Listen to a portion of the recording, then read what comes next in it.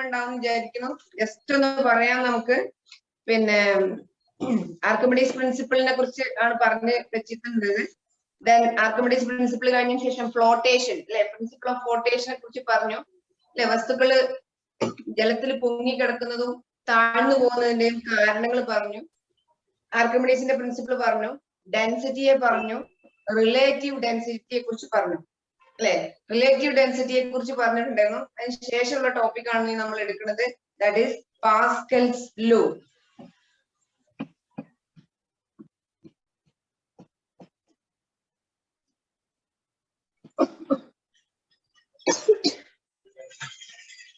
Pascal's law. Pascal's law എന്ന് പറയുമ്പോൾ വളരെ ഫേമസ് ആയിട്ടുള്ള ഫിസിക്സിലെ വളരെ അപ്ലിക്കേഷൻ ലെവലിൽ നമ്മൾ യൂസ് ചെയ്യുന്ന പല ആപ്ലിക്കേഷൻ ഇൻസ്ട്രുമെന്റ്സും വർക്ക് ചെയ്യുന്നത് നമ്മുടെ പാസ്കൽസ് ലോ വെച്ചിട്ടാണ്. അപ്പോ പാസ്കൽ എന്ന് പറഞ്ഞ വളരെ ഫേമസ് ആയിട്ടുള്ള ഒരു സയന്റിസ്റ്റ് ആണ്. അദ്ദേഹമാണ് പാസ്കൽസ് ലോന്റെ ബേസിക് ആയിട്ടുള്ള കാര്യങ്ങൾ മുഴുവൻ പറഞ്ഞത്. അതുകൊണ്ടാണ് അദ്ദേഹത്തിന്റെ പേരിലാണ് നമ്മൾ പാസ്കൽസ് നിയമം അല്ലെങ്കിൽ പാസ്കൽസ് ലോ അറിയപ്പെടുന്നത്. അപ്പോ നിങ്ങൾക്ക് എല്ലാവർക്കും അറിയുന്നുണ്ടാവും, ഏറ്റവും പിന്നെ നിങ്ങൾക്ക് അറിയുന്ന ഒരു ബ്ലേസ് പാസ്കൽ എന്ന് പറഞ്ഞ സയന്റിസ്റ്റ് ആണ് ഇത് കൊണ്ടുവന്നത്. അപ്പോ പിന്നെ അദ്ദേഹം കൊണ്ടുവന്നിട്ടുള്ള ഏറ്റവും ഫേമസ് ആയിട്ടുള്ള ഒരു ഇൻസ്ട്രുമെന്റ് ആണ്, നിങ്ങൾക്ക് എല്ലാവർക്കും അറിയാം, ഇറ്റ് ഈസ് JCB അല്ലെ. കാണാൻ പറ്റുന്നില്ലേ? സ്ക്രീന് കാണാൻ പറ്റുന്നില്ലേ അല്ലെ? അപ്പോ ഈ JCB നമ്മളെല്ലാവരും ഇനി സർവ്വസാധാരണമായി കാണുന്ന ഒരു ആളാണ് JCB അല്ലെ. JCB പിന്നെ നമുക്ക് ഭൂമിയില് ഒരുപാട് പ്രവർത്തനങ്ങൾ ചെയ്തുകൊണ്ടിരിക്കുന്ന ആണ്. പക്ഷെ JCB സാധാരണ ഉപയോഗിക്കുന്നത് നമ്മുടെ കുന്നുകളൊക്കെ നിരത്തി പരത്തി ഭൂമിയുടേതല്ലാത്ത ലെവലിലേക്ക് കൊണ്ടുവരാനാണ്. അതിന്റെ ബാലൻസിങ് ഒക്കെ പോവും നമ്മൾ മിക്കവാറും JCB ഉപയോഗിക്കുമ്പോൾ. അപ്പോ നോർമലി നമ്മൾ JCBയെ ഒരു നല്ല പിന്നെ ആളായിട്ടല്ല ശരിക്കും കാണല്. പക്ഷേ JCB ഇല്ലാഞ്ഞാൽ ഇന്നത്തെ കാലത്ത് പല സ്ഥലങ്ങളിലും നമുക്ക് ബുദ്ധിമുട്ടുണ്ടാവാറുണ്ട് അല്ലെ. മണ്ണിടിച്ചിൽ കേന്ദ്രങ്ങള് അല്ലെങ്കിൽ അതുപോലത്തെ ഉള്ള സ്ഥലങ്ങളിലൊക്കെ വെള്ളപ്പൊക്കം അങ്ങനത്തെ കാര്യങ്ങളൊക്കെ വരുന്ന സമയത്ത് നമുക്ക് 10 ആൾക്കാർ ചെയ്യുന്ന ജോലി പെട്ടെന്ന് സാധിപ്പിച്ചു തരുന്ന ആളാണ് JCB. അതുകൊണ്ട് JCB ഇല്ലാതെ നമുക്ക് മുന്നോട്ട് പോകാനും കഴിയില്ല അല്ലെ, എല്ലാവർക്കും അറിയാം. അപ്പൊ JCBയെ ഉപയോഗിക്കുമ്പോൾ ഭൂമിക്ക് അഗാധമല്ലാത്ത രീതിയിൽ അല്ലെങ്കിൽ ദോഷമല്ലാത്ത രീതിയിൽ നമ്മൾ JCBയെ ഉപയോഗിക്കാൻ വേണ്ടി ശ്രമിക്കുകയും ചെയ്യാം. നമ്മുടെ എക്കോസിസ്റ്റം, നമ്മുടെ ഭൂമിയുടെ എക്കോസിസ്റ്റം ബാലൻസിങ് കംപ്ലീറ്റ് ആയിട്ട് മാറിക്കൊണ്ടിരിക്കുന്ന ഒരു അവസ്ഥ കൂടിയാണ്. അപ്പൊ ഈ JCB എങ്ങനെ വർക്ക് ചെയ്യുന്നു, ഹൗ ദി JCB വർക്ക്സ്? ഒരാള് മാത്രം നിങ്ങൾക്ക് കാണാൻ പറ്റും, ഒരാൾ മാത്രം അതിനുള്ളിൽ ഇങ്ങനെ ഇരുന്നിട്ട് വളരെ ഫ്രീ ആയിട്ട് കൈകൊണ്ട് അദ്ദേഹത്തിന് കഴിയുന്ന മാനുവൽ ആയിട്ട് വളരെ സിമ്പിൾ ആയിട്ടുള്ള ചില ലിവറുകൾ നീക്കുന്ന സമയത്ത് വളരെ ഹ്യൂജ് ആയിട്ടുള്ള വളരെ ഭാരമുള്ള വെയിറ്റ് ഉള്ള വസ്തുക്കളെ, മണ്ണിനെയും മരങ്ങളെയും നീക്കുന്നതായിട്ട്, സിമ്പിൾ ആയിട്ട് നീക്കുന്നതായിട്ട് നമുക്ക് കാണാൻ പറ്റും. എങ്ങനെയാണ് ഇത് സാധിക്കുന്നത്? How it's happening? So what is the working principle behind JCB? അതാണ് നമ്മൾ ഇവിടെ പറയുന്നത്. ഓക്കെ, സോ അത് ആദ്യമായിട്ട് കൊണ്ടുവന്നത് നമ്മുടെ ബ്ലേസ് പാസ്കൽ എന്ന് പറഞ്ഞ ദ ഫേമസ് സയന്റിസ്റ്റ് ആണ്. അപ്പം അതിനു വേണ്ടിയിട്ട് നമ്മൾ കുറച്ച് എക്സാമ്പിൾസ് പറയുകയാണ് ഇവിടെ ചെയ്യുന്നത്. അപ്പൊ എക്സാമ്പിൾസ് പറയുന്ന സമയത്ത് നമ്മള് ചെയ്യുന്നത് നിങ്ങൾക്ക് നമ്മൾ ഡെയിലി ഉപയോഗിക്കുന്ന കുറച്ച് കാര്യങ്ങൾ വെച്ചിട്ടാണ് നമ്മൾ എക്സാമ്പിൾ പറയുന്നത്. ഓക്കെ, അപ്പോ നമുക്ക് നോക്കാം. നമ്മൾ ഡെയിലി യൂസ് ചെയ്യുന്ന കാര്യങ്ങൾ എന്ന് പറയുമ്പോൾ നമ്മൾ നോർമലി നമ്മൾ യൂസ് ചെയ്യുന്നതാണ്, രാവിലെ തന്നെ ഒന്ന് പല്ല് തേച്ചിട്ടായിരിക്കും എല്ലാവരും ക്യാമറയുടെ മുന്നിൽ വന്നിരിക്കുന്നത് അല്ലെ. പല്ല് തേക്കാത്ത ആൾക്കാരുണ്ടാവില്ല വിചാരിക്കും, ചായ ചിലപ്പോൾ കുടിച്ചിട്ടുണ്ടാവില്ല. എനിവേ, അപ്പൊ പല്ല് തേക്കാത്ത വന്നിട്ടില്ല എന്ന് വിചാരിക്കുന്നു. പല്ല് തേക്കുന്നത് നമ്മൾ സാധാരണ ഒരു ടൂത്ത് പേസ്റ്റ് യൂസ് ചെയ്തിട്ടല്ലേ. അപ്പൊ പലരും പല രീതിയിലാണ് യൂസ് ചെയ്യുക. മിക്കവാറും 99% ആൾക്കാർക്ക് ഒരു ടൂത്ത് പേസ്റ്റ് യൂസ് ചെയ്തിട്ടാണ് നമ്മൾ പല്ല് തേക്കുക. അപ്പം ഈ ടൂത്ത് പേസ്റ്റ് ഈ ട്യൂബില് നമുക്ക് എല്ലാവർക്കും പറയാം, ട്യൂബിൽ കംപ്ലീറ്റ് ആയിട്ട് എന്തായിരിക്കും, പേസ്റ്റ് ഉണ്ടാവും അല്ലെ. ഈ പേസ്റ്റ് ഉള്ളതിന് നമ്മള് അതിന് ടോപ്പ് ഉണ്ടാവും. ആ ടോപ്പ് അഴിച്ചിട്ട് നമ്മൾ ഇതിന് ഏത് ഭാഗത്ത് പ്രസ് ചെയ്യണം എന്ന് എന്തെങ്കിലും നിർബന്ധമുണ്ട്? നമുക്ക് പേസ്റ്റ് പുറത്തേക്ക് കിട്ടണമെന്നുണ്ടെങ്കിൽ ഏതെങ്കിലും ഒരു പ്രത്യേക ഭാഗത്ത് മാത്രം പ്രസ് ചെയ്താലേ നമുക്ക് പുറത്തേക്ക് കിട്ടുമോ എന്നുള്ള എന്തെങ്കിലും നിർബന്ധങ്ങൾ അതിന്റെ മേലെ എഴുതി വെച്ചിട്ടുണ്ടോ? നോ, ഇല്ല, അല്ലേ? സോ നമുക്ക് എവിടെ ഫോഴ്സ് കൊടുത്താലും ഏത് ഭാഗത്ത് നമുക്ക് ഫോഴ്സ് കൊടുത്തു കഴിഞ്ഞാലും നമ്മുടെ പേസ്റ്റ് പുറത്തേക്ക് വരും, ഇല്ലേ? അപ്പൊ എന്താണ് ഇതിന്റെ ഒരു പ്രിൻസിപ്പിൾ? എങ്ങനെയാണ് ഈ പിന്നെ ഏത് ഭാഗത്ത് കൊടുത്തു കഴിഞ്ഞാലും നമുക്ക് പേസ്റ്റിനെ പുറത്തേക്ക് എടുക്കാൻ കഴിയുന്നത്? അല്ലെങ്കിൽ നമ്മൾ കൊടുക്കുന്ന ഫോഴ്സ് ഇതിൻ്റെ ഉള്ളിൽ അനുഭവപ്പെടുന്നത് എങ്ങനെയാണ്? How it is effects inside it. Now, in another experiment, when you take the same toothpaste and close the lid നന്നായിട്ട് ക്ലോസ് ചെയ്യുക, ടോപ്പ് നന്നായിട്ട് ക്ലോസ് ചെയ്യുക. ക്ലോസ് ചെയ്തതിനു ശേഷം നമ്മൾ ചെറിയൊരു പിന്നെടുത്തിട്ട്, മുട്ടുസൂചി എന്തെങ്കിലും പിന്നെടുത്തിട്ട് ഒരു അതിൻ്റെ പിന്നെ ഹോൾ ഇടുക. ഹോൾ ഇട്ടതിനു ശേഷം നന്നായിട്ട് ടോപ്പ് ടൈറ്റ് ചെയ്തിട്ടുണ്ട്, കംപ്ലീറ്റ്ലി നിറച്ചും പുതിയ ടൂത്ത് പേസ്റ്റ് ആണ്. നമ്മൾ അതിനെ ഒരു ഭാഗത്ത് പ്രസ് ചെയ്യുന്നു, ഏതെങ്കിലും ഒരു ഭാഗത്ത് നമ്മൾ ഫോഴ്സ് അപ്ലൈ ചെയ്യുന്നു. ആ കൊടുക്കുന്ന ഫോഴ്സ് കൊണ്ട് നമ്മൾ എവിടെയാണോ ഹോൾ ഇട്ടിരിക്കുന്നത് ആ ഹോളിന്റെ ഉള്ളിലൂടെ നിങ്ങൾക്ക് കാണാൻ പറ്റും പേസ്റ്റ് പുറത്തേക്ക്, അല്ലെ?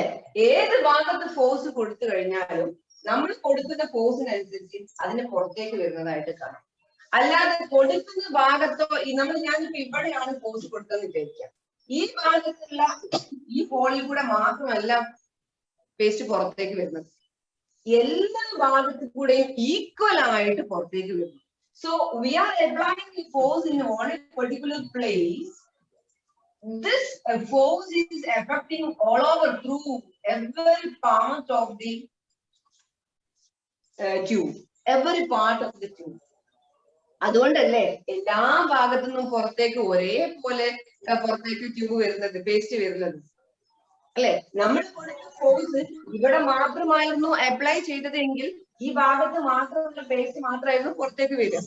അതേ സമയത്ത് നമ്മൾ കൊടുത്ത ഫോഴ്സ് ഇതിന് എല്ലാ ഈക്വൽ ആയിട്ട് എഫക്ട് ചെയ്തത് കൊണ്ടാണ് ഇത് എല്ലാ ഭാഗത്തും ഈക്വൽ ആയിട്ട് പുറത്തേക്ക് വന്നത്, ആണല്ലോ, അല്ലേ? അപ്പൊ ഈ ഒരു ചെറിയ പ്രിൻസിപ്പിൾ ആണ് നമ്മൾ കുറച്ചും കൂടി എക്സ്പാൻഡ് ചെയ്ത് നമ്മൾ യൂസ് ചെയ്യുന്നത്. അതുപോലെ തന്നെ നിങ്ങൾക്കറിയാം, നമ്മളൊരു കവർ എടുക്കുക, നമ്മൾ സാധാരണ നോർമലി യൂസ് ചെയ്യുന്ന ഒരു പ്ലാസ്റ്റിക് കവർ എടുക്കുക. ഒരു പ്ലാസ്റ്റിക് കവർ എടുത്തിട്ട് അതിൽ കംപ്ലീറ്റ് ആയിട്ട് വെള്ളം നിറക്കുക. പ്ലാസ്റ്റിക് കവറിനേക്കാളും എളുപ്പം പറയാൻ പറ്റുന്നത് വാട്ടർ ബലൂൺ, അല്ലെങ്കിൽ നമ്മൾ നോർമൽ ബലൂൺ എടുക്കുക, അതിൽ കെട്ടുക, വെള്ളം നിറച്ചിട്ട് കെട്ടുക, അല്ലെ? കെട്ടിയിട്ട് ഇവിടെ അങ്ങനെ പിടിച്ചതിന് ശേഷം നമ്മളൊരു നീഡിൽ എടുത്തിട്ട് എല്ലാ ഭാഗത്തും ഒരു 5-8 ഹോൾ ഇടുക. 5-8 ഹോൾ ഇട്ട് കഴിഞ്ഞിട്ട് ഇവിടെ ജസ്റ്റ് ഒന്ന് പ്രസ് ചെയ്ത് കൊടുക്കുക. പ്രസ് ചെയ്ത് കൊടുക്കുമ്പോൾ നിങ്ങൾ എന്താ കാണാൻ പറ്റുക? എന്താ കാണാൻ പറ്റുക? വാട്ടർ ബലൂണുകളുടെ അടി ഉണ്ടാക്കലുണ്ടല്ലോ അപ്പൊ നമ്മളൊക്കെ, അല്ലെ? വാട്ടർ ബലൂൺ എറിഞ്ഞ് കളിക്കാറുണ്ടല്ലോ. എന്താണ് അവിടെ ഉണ്ടാവുക? നമ്മളിവിടെ ചെറുതായിട്ടൊന്ന് പ്രസ് ചെയ്യുമ്പോൾ ഇവിടെ ഒക്കെ നമ്മളൊരു ഹോൾ ഇട്ടിട്ടുണ്ടെന്ന് വിചാരിക്കാം. What will happen? വെള്ളം പുറത്തേക്ക് വരും, അല്ലെ? എല്ലാ ഹോളിൽ കൂടിയും പുറത്തേക്ക് വെള്ളം പോകുന്നതായിട്ട് കാണാൻ പറ്റും. Water is coming outside to through every hole. So when we are applying a force, ഒരു ഫോഴ്സ് ഒരു ഭാഗത്തേക്ക് ഈ ഫ്ലൂയിഡിലേക്ക്, അല്ലെ? വാട്ട് ഫ്ലൂയിഡ് ആണ്, ഇൻസൈഡ് ഉള്ളത് വാട്ടർ ആണ്. ഫ്ലൂയിഡിന്റെ മേലെ നമ്മൾ ഫോഴ്സ് അപ്ലൈ ചെയ്യുമ്പോൾ that force is spread equally. അതാണ് ഇവിടെ ഇമ്പോർട്ടന്റ് ആയിട്ട് വരുന്നത്. That force or that pressure is applying equally every part of the fluid. ഫ്ലൂയിഡിന്റെ എല്ലാ ഭാഗത്തും ഈക്വൽ ആയിട്ട് സ്പ്രെഡ് ചെയ്യുന്നു. ഓക്കെ, അപ്പോ നമ്മൾ ഇവിടെ പറയാൻ പോകുന്നത് പാസ്കൽസ് ലോയിനെ കുറിച്ചാണ്. Actually, this is the Pascal's law. The pressure applied at any point of the liquid. When we are applying a pressure or force, ഒരു ഫോഴ്സ് കൊടുക്കുമ്പോൾ ഇവിടെ അനുഭവപ്പെടുന്ന പ്രഷറും ഫോഴ്സും തമ്മിലുള്ള റിലേഷൻ നമ്മൾ ഇവിടെ അറിയണം. നമ്മളൊരു ഫോഴ്സ് കൊടുക്കുമ്പോൾ ഇതിലെ ഓരോ പോയിന്റ് നോക്കൂ 1 2 3 ഒരു 4 5 പോയിന്റ്സ് ഉണ്ട് 5 പിൻ ഹോൾസ് ഉണ്ട് ആ 5 പിൻ ഹോൾസിലും എഫക്ട് ചെയ്യുന്ന പ്രഷർ ഈക്വൽ ആണ് equal pressure is affecting each and every point. That is the Pascal's law. That is the pressure applied at any part of the liquid at a rest in a closed system.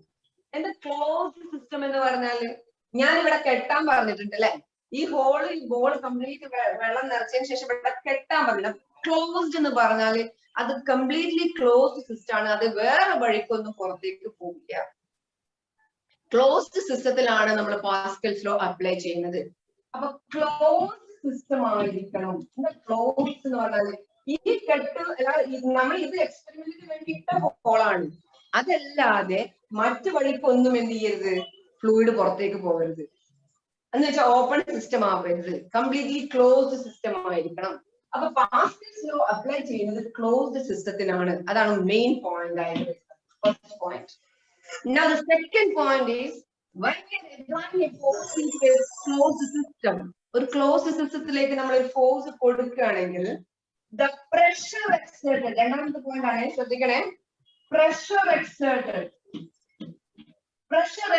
in each part each and every point experience equally equal pressure ആണ് experience ചെയ്യുന്നത്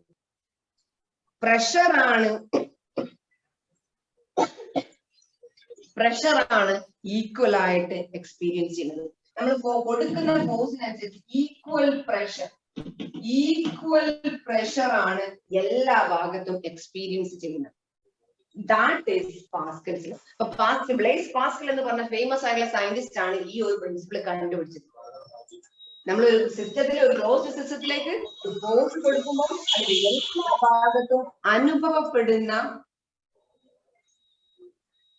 pressure കൊടുക്കാതെ തന്നെ പുറത്തേക്ക് വരുന്നു അത് അതിന്റെ ഭാരം കൊണ്ട് പുറത്തേക്ക് വരുന്നതാണ് നമ്മള് വെയിറ്റ് അത് ഞാൻ പറഞ്ഞുതരാം very good your question is very good അപ്പൊ നമ്മൾ പിന്നെ വാട്ടറിനെ ബലൂണിലേക്ക് വെക്കുമ്പോ ഇവിടെ പിൻഹോള് വെച്ച് കഴിഞ്ഞാൽ കുട്ടിയുടെ സംശയം ആരാ ചോദിച്ചത് ഞാൻ മറന്നുപോയി ചോദിച്ചത് വളരെ നല്ല ക്വസ്റ്റ്യൻ ആണ് വെറുതെ വെച്ച് കഴിഞ്ഞാലും വെള്ളം പുറത്തേക്ക് വരില്ല എന്നുള്ളതാണ് അവിടെ the weight of the water is applying in the downward because earth അവിടെ ഒരു attractive force കൊടുക്കുന്നുണ്ട് താഴോട്ട് അല്ലെ എർത്ത് അതിന്റെ വാട്ടറിനെ പിടിച്ചു വലിക്കുന്നുണ്ട് എർത്തിന്റെ ഗ്രാവിറ്റി കൊണ്ട് ഒരു ഫോഴ്സ് ഉണ്ട് ആ ഫോഴ്സ് കൊണ്ട് ഒരു പ്രഷർ ഇതിനെ എക്സേർട്ട് ചെയ്യുന്നുണ്ട് but in the case of tube paste ട്യൂബിന്റെ കേസിൽ അത് ഉണ്ടാവാറുണ്ടോ നമ്മൾ ഹോൾഡ് പ്രഷർ കൊടുക്കാഞ്ഞാൽ പുറത്തേക്ക് വരാറില്ലല്ലോ ഇവിടെ വാട്ടർ ഹാങ് ചെയ്ത് നിൽക്കുകയാണ് എർത്ത് എന്ന് പറഞ്ഞ എർത്ത് സർഫസിലാണ് എടുക്കുന്നത് ഇവിടെ ഒരു ഗ്രാവിറ്റി ഉണ്ട് ഡൗൺവേർഡ് ഒരു ഗ്രാവിറ്റി ഉണ്ട് അവിടെ ഒരു ഫോഴ്സ് ഉണ്ട് എംജി എന്ന് പറഞ്ഞ ഫോഴ്സ് താഴോട്ട് ആക്ട് ചെയ്യുന്നുണ്ട് അതുകൊണ്ട് ആ പ്രഷറാണ് ഇവിടെ എക്സേർട്ട് ചെയ്യുന്നത് അതുകൊണ്ടാണ് വാട്ടർ ബലൂൺ വെറുതെ വെച്ചാലും എന്ത് ചെയ്യുന്നത് വെള്ളം വരുന്നത് okay Now this is Pascal's law. അപ്പൊ Pascal's law വളരെ ഫേമസ് ആണ് the pressure applied in a closed system in every point in a liquid at rest in a closed system വളരെ important ആണ് closed system will experience equally in all parts എല്ലാ പാർട്ടിലും ഒരുപോലെ ആയിരിക്കും അതാണ് blaze പാസ്കലിന്റെ വളരെ famous ആയിട്ടുള്ള law ഇനി ഈ പാസ്കൽസ് ലോ വെച്ചിട്ടാണ് നമ്മൾ JCB ഒക്കെ വർക്ക് ചെയ്യുന്നതെന്നാണ് നമ്മൾ പറയുന്നത് അപ്പൊ എന്താണ് അതിന്റെ ഒരു കാര്യം നോക്കാം ഇനി പാസ്കൽസ് ലോന്റെ another important point ഒരു പോയിന്റ് കൂടി ഉണ്ട് നമ്മൾ ഒരു സിറിഞ്ച് നിങ്ങളെല്ലാവരും സിറിഞ്ച് കണ്ടിട്ടുണ്ടാവും അല്ലെ സിറിഞ്ച് കണ്ടിട്ടുണ്ടാവും അപ്പൊ സിറിഞ്ചിന്റെ കേസിൽ നമ്മൾ ഇവിടെ ഒരു പിസ്റ്റൺ ഉണ്ടാവും അല്ലെ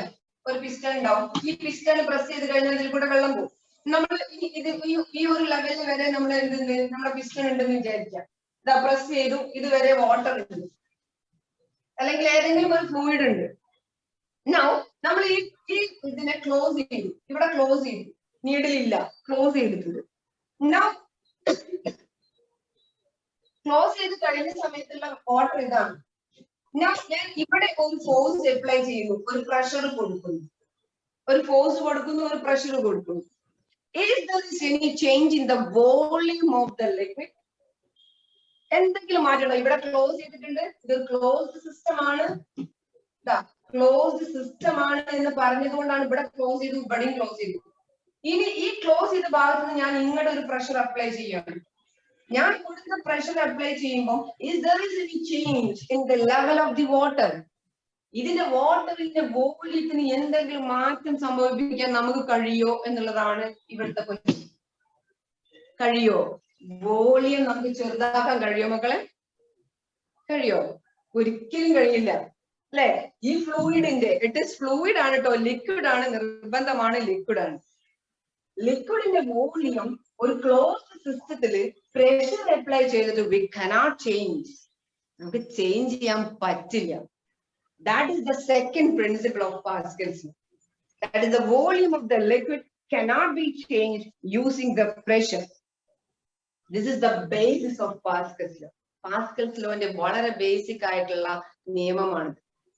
നമുക്ക് പ്രഷർ ഒരു ക്ലോസ്ഡ് സിസ്റ്റത്തില് volume we cannot change in of a liquid. Closed സിസ്റ്റത്തിലുള്ള ഒരു ലിക്വിഡിന്റെ വോളിയം നമുക്ക് എന്ത് ചെയ്യാൻ പറ്റില്ല? ചേഞ്ച് ചെയ്യാൻ പറ്റില്ല. ഓക്കെ, അപ്പൊ നിങ്ങൾക്ക് ചില ആൾക്കാർക്ക് സംശയം തോന്നുന്നുണ്ട്, അപ്പൊ ബലൂണിൽ വെള്ളം നിറച്ച് ഇങ്ങനെ പ്രസ് ചെയ്താലോ എന്നല്ലേ? അവിടെ ക്ലോസ്ഡ് സിസ്റ്റം ആവില്ല ശരിക്കും ബലൂൺ, കാരണം ബലൂൺ ഇലാസ്റ്റിക് പ്രോസസ് ഉള്ള ആളാണ്. അതിന്റെ വോളിയത്തിന് എന്തുണ്ടാവും? ചേഞ്ച് ഉണ്ടാവും കേട്ടോ. അപ്പൊ ക്ലോസ്ഡ് സിസ്റ്റം എന്ന് പറഞ്ഞാൽ പെർഫെക്റ്റ്ലി ക്ലോസ്ഡ് ആയിരിക്കണം, ഹാർഡ് സർഫസിൽ ക്ലോസ്ഡ് സിസ്റ്റം ആയിരിക്കണം. ഓക്കെ ഓക്കെ, അപ്പൊ ഇതാണ് രണ്ടാമത്തെ കാര്യം. ഇനി പാസ്കലിന്റെ ഈ പാസ്കൽസ് വെച്ചിട്ട് വർക്ക് ചെയ്യുന്ന കുറച്ച് ഇൻസ്ട്രുമെന്റ്, കുറച്ച് ആപ്ലിക്കേഷൻ ലെവലിലുള്ള കുറച്ച് കാര്യങ്ങളുണ്ട്. അതില് നമ്മൾ JCB പറഞ്ഞു അതേ രീതിയിൽ വർക്ക് ചെയ്യുന്ന ആൾക്കാരാണ് പിന്നെ ഹൈഡ്രോളിക് ബ്രേക്ക്.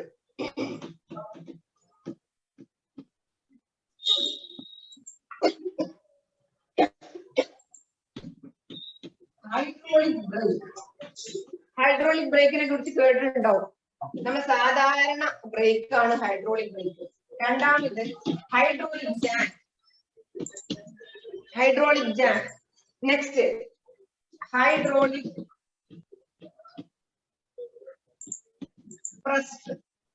അപ്പൊ ഈ ഇൻസ്ട്രുമെന്റ്സുകളൊക്കെ വർക്ക് ചെയ്യുന്നത് നമ്മുടെ പാസ്കൽസ് ലോ ഉപയോഗിച്ചിട്ടാണ്. പാസ്കൽസ് ലോ ഉപയോഗിച്ചിട്ടാണ് hydraulic brake, hydraulic jack, hydraulic പ്രസ്സുകളൊക്കെ യൂസ് ചെയ്യുന്നത്. നിങ്ങൾ ഒന്നും പേടിക്കേണ്ട, അതൊക്കെ നമുക്ക് അറിയണ കാര്യമാണ്. ഹൈഡ്രോളിക് ബ്രേക്ക് എന്ന് പറഞ്ഞാൽ നമ്മളെ സാധാരണ ബ്രേക്കുകൾ, നമ്മളെ സാധാരണ നിങ്ങളെ സൈക്കിളിലൊക്കെ യൂസ് ചെയ്യുന്ന ബ്രേക്കുകൾ, അതുപോലെ തന്നെ നമ്മൾ വണ്ടികളിലൊക്കെ യൂസ് ചെയ്യുന്ന സാധനങ്ങളാണ് ഹൈഡ്രോളിക് ബ്രേക്ക് എന്ന് പറയുന്നത്. ഇനി ജാക്ക് എന്ന് പറഞ്ഞാൽ, ഹൈഡ്രോളിക് ജാക്ക് എന്ന് പറഞ്ഞാൽ നമ്മൾ ജാക്കികളില്ലേ സാധനം വെയിറ്റ് പൊക്കാൻ വേണ്ടിയിട്ട് ഉപയോഗിക്കുന്ന, വണ്ടികളൊക്കെ പൊക്കി വെച്ചിട്ട് നമ്മൾ വർക്ക്ഷോപ്പിലൊക്കെ ഉണ്ടാവാറുണ്ട് അല്ലെ? വണ്ടികൾ പൊക്കി വെച്ചിട്ട് ടയർ ഊരിയെടുക്കും അല്ലെ? അങ്ങനത്തെ ആൾക്കാരാണ് ഇത് ഹൈഡ്രോളിക്. അപ്പൊ ഒരു വണ്ടീനെ നമുക്ക് സ്വന്തമായിട്ട് പൊക്കാൻ കഴിയില്ല, അതാണ് ഇവിടുത്തെ ഒരു വലിയ ക്വസ്റ്റ്യൻ അല്ലെ? വലിയൊരു ലോറി ഒരു വർക്ക്ഷോപ്പിൽ വന്നു കഴിഞ്ഞാൽ അതിന് എന്തെങ്കിലും സർവീസ് സെന്ററിലെ കേസ് പറയില്ല, നമുക്ക് സർവീസ് ചെയ്യണമെന്നുണ്ടെങ്കിൽ അതിന് ടയർ ഒന്ന് മാറ്റണം, വണ്ടി പൊക്കണ്ടേ? നമുക്ക് കഴിയില്ല അല്ലെ? പക്ഷെ വളരെ ചെറുതായിട്ടുള്ള നിങ്ങൾ സൈക്കിളിൽ കാറ്റടിക്കുന്ന പമ്പിലൊക്കെ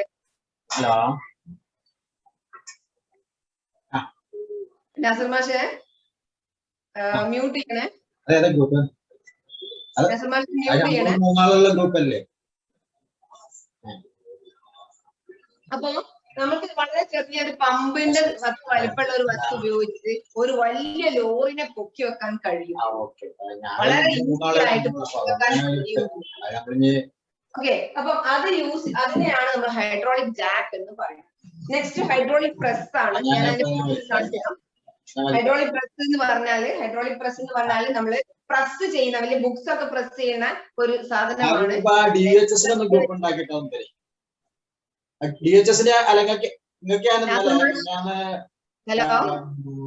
എക്സൽ അയച്ചെന്നില്ലേ NTSC എന്നൊക്കെ പറഞ്ഞാണ്ട് അത് എന്താണ്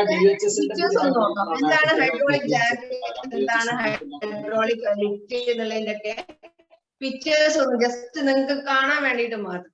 ഓക്കെ, അപ്പൊ നമ്മൾ എന്ത് ചെയ്യേണ്ട, അതിനെ ചെയ്യേണ്ട ആവശ്യമില്ല. ഈ സെന്റ് മാസമൊക്കെ വരുന്നതൊക്കെ ചെയ്താൽ ആ PMS ഇതാണ് ഹൈഡ്രോളിക് ബ്രേക്ക് അല്ലെ. ഇത് നിങ്ങൾക്ക് അറിയാം, നമ്മൾ സാധാരണ വണ്ടികളിലൊക്കെ യൂസ് ചെയ്യുന്ന ബ്രേക്കുകളാണ് ഹൈഡ്രോളിക് ബ്രേക്സ് എന്ന് പറയുന്നത് കേട്ടോ. ഹൈഡ്രോളിക് ബ്രേക്ക് എന്ന് പറയുന്നത്. ഇനി ഇതൊക്കെയാണ് നമ്മുടെ ഹൈഡ്രോളിക് ജാക്ക്. വെരിഫൈ ചെയ്ത് എക്സൽ ഷീറ്റ് അതില് പേര്, നമ്പർ, അതുപോലെ സ്കൂൾ എന്നുള്ളത് അത് വെരിഫൈ ചെയ്തില്ല. ഒരു ഗ്രൂപ്പിൽ ആഡ് ആണോ അല്ല എന്നുള്ളത് മറ്റോ നോക്കിയാ. ഹലോ, അപ്പം പിന്നെ ഈ ഒരു ബ്രേക്ക്, ഈ ഒരു ഹാൻഡിൽ കണ്ടില്ല, ആ ഹാൻഡിൽ പിടിച്ചു കഴിഞ്ഞാൽ നമുക്ക് വെയിറ്റ് ഉള്ള സാധനത്തിനെ പൊക്കാൻ പറ്റും. എന്ന് വെച്ചാൽ നമ്മുടെ കൈ കൊണ്ട് വളരെ സിമ്പിൾ ആയിട്ട് മാനുവൽ ആയിട്ട് നമുക്ക് ചെയ്യാൻ പറ്റുന്ന കാര്യമാണ്. ഓക്കെ, അതുപോലെ ഇതാണ് ഹൈഡ്രോളിക് പ്രസ് എന്ന് പറഞ്ഞാൽ. പ്രസ് എന്ന് പറഞ്ഞാല് നമ്മൾ ഹോൾ ഇടില്ലേ, വലിയ ബുക്കുകൾക്കൊക്കെ ഹോൾ ഇടും അല്ലെ. കട്ടിയുള്ള സാധനങ്ങളൊക്കെ വരുന്ന സമയത്ത് ഇതിനെ താഴെ നിങ്ങൾക്ക് കാണാൻ പറ്റും ഈ ഒരു പിന്നെ നമ്മുടെ കൈ കൊണ്ട് നമുക്ക് ചെയ്യാൻ പറ്റുന്ന കാര്യമാണ്. ഇപ്പൊ നോക്കൂ, ഇവിടെ ഒരു ഹാൻഡിൽ നിങ്ങൾക്ക് കാണാൻ പറ്റും അല്ലെ. ഈ ഒരു ഹാൻഡിൽ മാനുവലായി ചെയ്ത് കഴിഞ്ഞാൽ ഈ ഒരു പ്രസ് താഴോട്ട് ഇറങ്ങി വരും. ഇത് ഇറങ്ങി വന്നു കഴിഞ്ഞാൽ ഇവിടെ നമുക്ക് വലിയ ബുക്കോ ബൈൻഡിങ് സാധനങ്ങളൊക്കെ വെച്ച് കഴിഞ്ഞാൽ ഇതിന് ഹോൾ ഇടാനൊക്കെ ഇത് വളരെ ഈസി ആയിട്ട് താഴോട്ട് വരും. ഓക്കെ, ഇതാണ് ഹൈഡ്രോളിക് പ്രസ് എന്ന് പറഞ്ഞാൽ. അപ്പം ഏകദേശം ഒരു ഐഡിയ കിട്ടിയിട്ടുണ്ടാവും വിചാരിക്കണു. ഹൈഡ്രോളിക് പ്രസ്, ഹൈഡ്രോളിക് ജാക്ക് അല്ലെ. അപ്പൊ ഇതൊന്ന് നോക്കൂ, ഇത് കാണുമ്പോൾ കുറച്ചും കൂടി നിങ്ങൾക്ക് മനസ്സിലാവും. നമ്മൾ ഇവിടെ ഉള്ള ഒരു പിസ്റ്റണ് മൂവ് ചെയ്ത് കഴിഞ്ഞാൽ നിങ്ങൾ കണ്ടിട്ടില്ലേ, നമ്മളെ പിന്നെ ലോറികളൊക്കെ മണ്ണ് ചെരിയുന്നതൊക്കെ വളരെ ഈസി ആയിട്ട് ഒരു ഹാൻഡിൽ ഇങ്ങനെ ആള് പൊക്കുമ്പോൾ അത്രയും വെയിറ്റ് ഉള്ള ഒരു മണലിനെ അല്ലെങ്കിൽ കല്ലിനെയൊക്കെ ചെരിച്ച് പുറത്തേക്ക് ഇടാൻ കഴിയും അല്ലെ. ഇതാണ് ഹൈഡ്രോളിക് പിന്നെ ജാക്കുകൾ എന്ന് പറയുന്നത്. ക്ലിയർ ആയി എന്ന് വിചാരിക്കുന്നു അല്ലെ. ഏകദേശം ഒരു ഐഡിയ നിങ്ങൾക്ക് കിട്ടിയില്ലേ. അപ്പം എത്രയും സിമ്പിൾ ആയിട്ടുള്ള ഒരു കാര്യത്തിന് എങ്ങനെയാണ് നമുക്ക് എളുപ്പത്തിൽ ഇത് കാണാൻ പറ്റുന്നുണ്ടല്ലോ അല്ലെ. വണ്ടിനെ പൊക്കി വെച്ചിരിക്കുകയാണ്. ആരാണ്? വളരെ സിമ്പിൾ ആയിട്ടുള്ള ഒരു കോല് പോലത്തെ ഒരു ചെറിയൊരു സാധനം വെച്ചിട്ട് എന്ത് ചെയ്യാണ്, ഇങ്ങനെ പൊക്കി വെച്ചതാണ്. അപ്പൊ അതിന്റെ ഒരു പിന്നെ അത് ഒരു പൈപ്പ് ഇങ്ങനെ പുറത്തേക്ക് പോകണം നിങ്ങൾ കാണുന്നില്ലേ.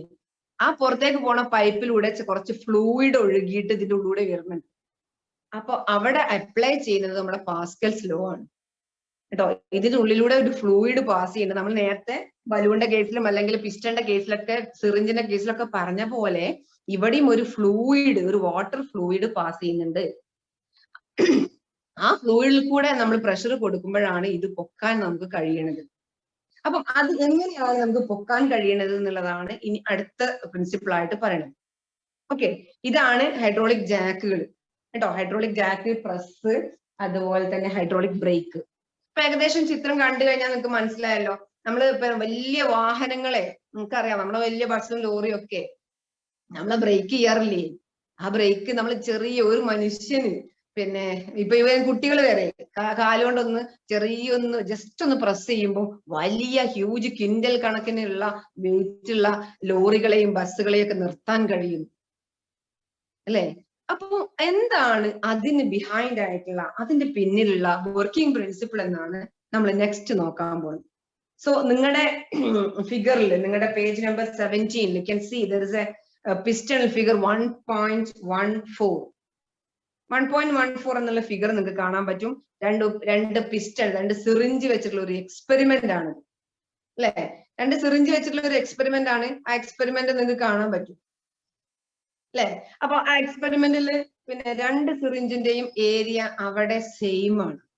നിങ്ങളുടെ ബുക്കിലുള്ളത് രണ്ട് സിറിഞ്ചിന്റെയും ഒരേ വലുപ്പമാണ്, ഒരേ സൈസാണ് അല്ലെ. നിങ്ങൾക്ക് കാണാൻ പറ്റും. ടെക്സ്റ്റ് ബുക്ക് ഒക്കെ എല്ലാവരും തുറന്നു വെക്കുക കേട്ടോ. അപ്പൊ അതില് നമ്മൾ എക്സും വൈ എന്ന് പറഞ്ഞ രണ്ട് പിസ്റ്റന്റെ സൈഡിലും നമ്മൾ ചെറിയ ഒരു മാർക്കിംഗ് കൊടുത്തിട്ടുണ്ട്. ഇനി അതിൽ എക്സ് എന്ന ഭാഗത്ത് നമ്മളൊരു പ്രഷർ ഫോഴ്സ് കൊടുക്കുമ്പോ നമുക്ക് മനസ്സിലാക്കാം വൈ എന്ന് പറഞ്ഞ പൊസിഷനിലുള്ള ട്യൂബ്. അതിന് മുന്നേ ഒരു കാര്യം പറയാൻ മറന്നുപോയി. എന്താ അറിയോ, ഈ പിന്നെ നമ്മുടെ പിസ്റ്റണില്, ഈ സിറിഞ്ചില് നമ്മൾ ലിക്വിഡ് ഫില്ല് ചെയ്തിട്ടുണ്ട്. വാട്ടർ, ഏതെങ്കിലും ഒരു ഫ്ലൂയിഡ് ഫില്ല് ചെയ്തിട്ടുണ്ട്. കംപ്ലീറ്റ്ലി ഫില്ല് ചെയ്തിട്ടില്ല, ഒരു ഹാഫ് പോർഷന് ഫില്ല് ചെയ്തിട്ടുണ്ട്. നിങ്ങൾക്ക് കാണാൻ പറ്റും ആ രണ്ട് പിന്നെ സിറിഞ്ചുകളും ജോയിൻ ചെയ്തിട്ട് ഒരു പൈപ്പ് ഉണ്ട് അല്ലെ. അപ്പം ഒരു സിറിഞ്ച് പ്രസ് ചെയ്യുമ്പം അതിൻ്റെ ഉള്ളിലൂടെ ഫ്ലൂയിഡ് വന്നിട്ട് എന്ത് ചെയ്യും, മറ്റേ പിന്നെ തൊട്ടപ്പുറത്തുള്ള സിറിഞ്ചിലേക്ക് എന്ത് ചെയ്യും, വാട്ടർ പോകുന്നതായിട്ട് നിങ്ങൾക്ക് കാണാം. അപ്പൊ ഇവിടെ ഞാൻ ഒരു ഫോഴ്സ് കൊടുക്കുകയാണെങ്കിൽ ഇതിന്റെ ഉള്ളിൽ കൂടെ ഫ്ലൂയിഡ് വന്നിട്ട് എന്ത് ചെയ്യും, ഈ പിസ്റ്റന്റെ മുകളിലോട്ട് കയറ്റും. അങ്ങനെയല്ലേ ഉണ്ടാവുക? അപ്പം ഇത് എക്സും ഇത് വൈയും പറയുകയാണെങ്കിൽ എന്തായിരിക്കും, എക്സിൽ ഞാനൊരു ഫോഴ്സ് കൊടുക്കുമ്പോൾ, ഒരു പ്രഷർ കൊടുക്കുമ്പോൾ, ഇത്ര ന്യൂട്ടൺ ഫോഴ്സ് കൊടുക്കുമ്പോൾ, 1 ന്യൂട്ടൺ എന്നൊക്കെയാണ് നിങ്ങളുടെ ബുക്കിൽ തന്നിട്ടുള്ളത്. 1 ന്യൂട്ടൺ ഫോഴ്സ് കൊടുക്കുമ്പോൾ അതിനനുസരിച്ചിട്ട് എന്ത് ചെയ്യും, ഈ വൈ എന്ന് പറഞ്ഞ പിസ്റ്റണ് മുകളിലോട്ട് പൊങ്ങുന്നതായിട്ട് നിങ്ങൾക്ക് കാണാൻ പറ്റും അല്ലെ? വൈ എന്ന് പറഞ്ഞ പിസ്റ്റണ് മുകളിലോട്ട് പൊങ്ങുന്നതായിട്ട് കാണാൻ പറ്റും. അപ്പൊ നമ്മൾ കൊടുത്ത ഫോഴ്സിനനുസരിച്ചിട്ടാണ് പൊങ്ങുക, അതൊന്നും നിങ്ങൾക്കറിയാം. പക്ഷേ നമ്മൾ ഇവിടെ പഠിക്കാൻ പോണത് കുറച്ചും കൂടി ഒരു ആപ്ലിക്കേഷൻ ലെവലിലേക്ക് കുറച്ച് മുകളിലേക്ക് പോവുകയാണ്. നിങ്ങളുടെ ടെക്സ്റ്റിലുള്ള പോലെ അല്ല നിങ്ങൾക്ക് ഇവിടെ കാണാൻ പറ്റുന്നത് അല്ലെ? 2 സിറിഞ്ചുകളും 2 ഏരിയയിലുള്ളതാണ്. നോക്കൂ, രണ്ടിന്റെയും ഡയമീറ്റർ അല്ലെങ്കിൽ അതിന്റെ തിക്നെസ് വ്യത്യാസമില്ലേ ഇവിടെ അല്ലെ? നിങ്ങൾക്ക് കാണാൻ പറ്റും. രണ്ടിന്റെയും അവിടുത്തെ ഏരിയ ക്രോസ് സെക്ഷൻ വ്യത്യാസം എന്ന് വെച്ചാൽ നോക്ക്, ഇതിന്റെ ഏരിയ എന്ന് പറഞ്ഞാല് എന്താണ്, ഫസ്റ്റിന്റെ ഇതാണ്, മറ്റേത് രണ്ടാമത് വളരെ ചെറുതാണ് അല്ലെ? ആ ഏരിയ ചെറുതാണ്, ഏരിയ ക്രോസ് സെക്ഷൻ എന്നാണ് പറയാ കേട്ടോ. ഏരിയ ക്രോസ് സെക്ഷൻ എന്ന് പറഞ്ഞാൽ എന്താ, ഈ ഒരു ചെറിയ ഇതിനെയാണ് ഏരിയ ക്രോസ് സെക്ഷൻ എന്ന് പറയാം. അപ്പം അവിടെയുള്ള ഏരിയ വ്യത്യാസമുണ്ട്, ഡിഫറെന്റ് ആണ്. സോ അതിനെ ഡിഫറെന്റ് ആക്കി കഴിഞ്ഞാൽ നമുക്ക് എന്താണ് യൂസ് ഉള്ളത്, അല്ലെങ്കിൽ അതുകൊണ്ട് എന്താണ് അപ്ലിക്കേഷൻ ഉള്ളത് എന്നുള്ളതാണ് നമ്മൾ ഇവിടെ പറയാൻ പോകുന്നത്. അപ്പോ വളരെ ശ്രദ്ധിച്ചിരിക്കണം, ഇത് എപ്പോഴും എക്സാമിന് വരുന്ന ഒരു കാര്യമാണ്. നിങ്ങള് സർവീസ് സ്റ്റേഷന്റെ കാര്യം നേരത്തെ അറിവെന്ന് പറഞ്ഞു അല്ലെ? സർവീസ് സ്റ്റേഷനിൽ നമ്മൾ കാറ് കഴുകാൻ പോകണം, നിങ്ങൾ കണ്ടിട്ടുണ്ടാവും. വർക്ക്ഷോപ്പിൽ പോയാലും കാണാം, വണ്ടികൾ പൊക്കി വെച്ചതായിട്ട് കാണാം. സർവീസ് സ്റ്റേഷനിൽ വണ്ടി കഴുകുന്ന സ്ഥലങ്ങളിൽ ഇതാ കാറുകളും വണ്ടികളും വലിയ വലിയ ലോറികളും ബസ്സൊക്കെ ഇങ്ങനെ പൊക്കി വെച്ചതായിരിക്കും കാണാൻ പറ്റും അല്ലെ? ഇങ്ങനെ പൊക്കി വെക്കുന്നത് എങ്ങനെയാണ്? ആൾക്കാർ കുറെ 10-15 ആൾക്കാർ നിന്ന് പൊക്കിയിട്ട് കയറ്റി വെക്കല ആണോ? അല്ല അല്ലെ? അവര് എന്തോ വളരെ ചെറിയൊരു ലിവർ പൊക്കുമ്പോഴേക്കും വണ്ടി പൊങ്ങി മേലോട്ട് നിൽക്കണാണ് അല്ലെ? ഈ കാറിനെ ഒരു പ്രത്യേക സ്ഥലത്തേക്ക് കയറ്റി വെച്ച് കഴിഞ്ഞാല് അവിടെ ഒരു ലിവർ വന്ന് പൊക്കി വെക്കുന്നതായിട്ട് കാണാൻ പറ്റും. അപ്പൊ എങ്ങനെയാണ് ഇത്രയും സിമ്പിൾ ആയിട്ട് കാര്യം നടക്കുന്നത്? ഇത് വർക്ക് ചെയ്യുന്നത് നമ്മുടെ ബ്ലേസ് പാസ്കൽ പറഞ്ഞ പാസ്കൽ ലോ വെച്ചിട്ടാണ്. അപ്പൊ നമ്മൾ നേരത്തെ കണ്ട പിസ്റ്റൺ ഇല്ലേ, നമ്മൾ നേരത്തെ കണ്ട സിറിഞ്ചിന്റെ എക്സ്പെരിമെന്റ് ഇല്ലേ, അതുപോലത്തെ 2 സിറിഞ്ച് പോലത്തെ കാര്യങ്ങളാണ് ഇവിടെയുള്ളത്. അപ്പൊ ശ്രദ്ധിക്കുക, ഫസ്റ്റ് ഭാഗം ഞാൻ ഇവിടെ കുറച്ച് എക്സ്പ്ലെയിൻ ചെയ്തതിന് ശേഷം ഞാൻ പ്രൂവ് ചെയ്ത് തരാം. ഇവിടുത്തെ കാര്യം നിങ്ങൾ നന്നായിട്ട് ശ്രദ്ധിക്കണം. എപ്പോഴും എക്സാമിന് വരുന്ന ഒരു ക്വസ്റ്റ്യൻ ആണ് പാസ്കൽസ് ലോ. പാസ്കൽസ് ലോ ഇല്ലാത്ത ഒരു 9ാം ക്ലാസ്സിലെ ക്വസ്റ്റ്യൻ പേപ്പർ ഉണ്ടാവില്ല കേട്ടോ. പാസ്കൽസ് ലോ ഇല്ലാത്ത ഒരു ക്വസ്റ്റ്യൻ പേപ്പർ ഉണ്ടാവില്ല. അപ്പൊ നിങ്ങളെ ക്വസ്റ്റ്യനിലും പ്രതീക്ഷിക്കാം എക്സാമിന്.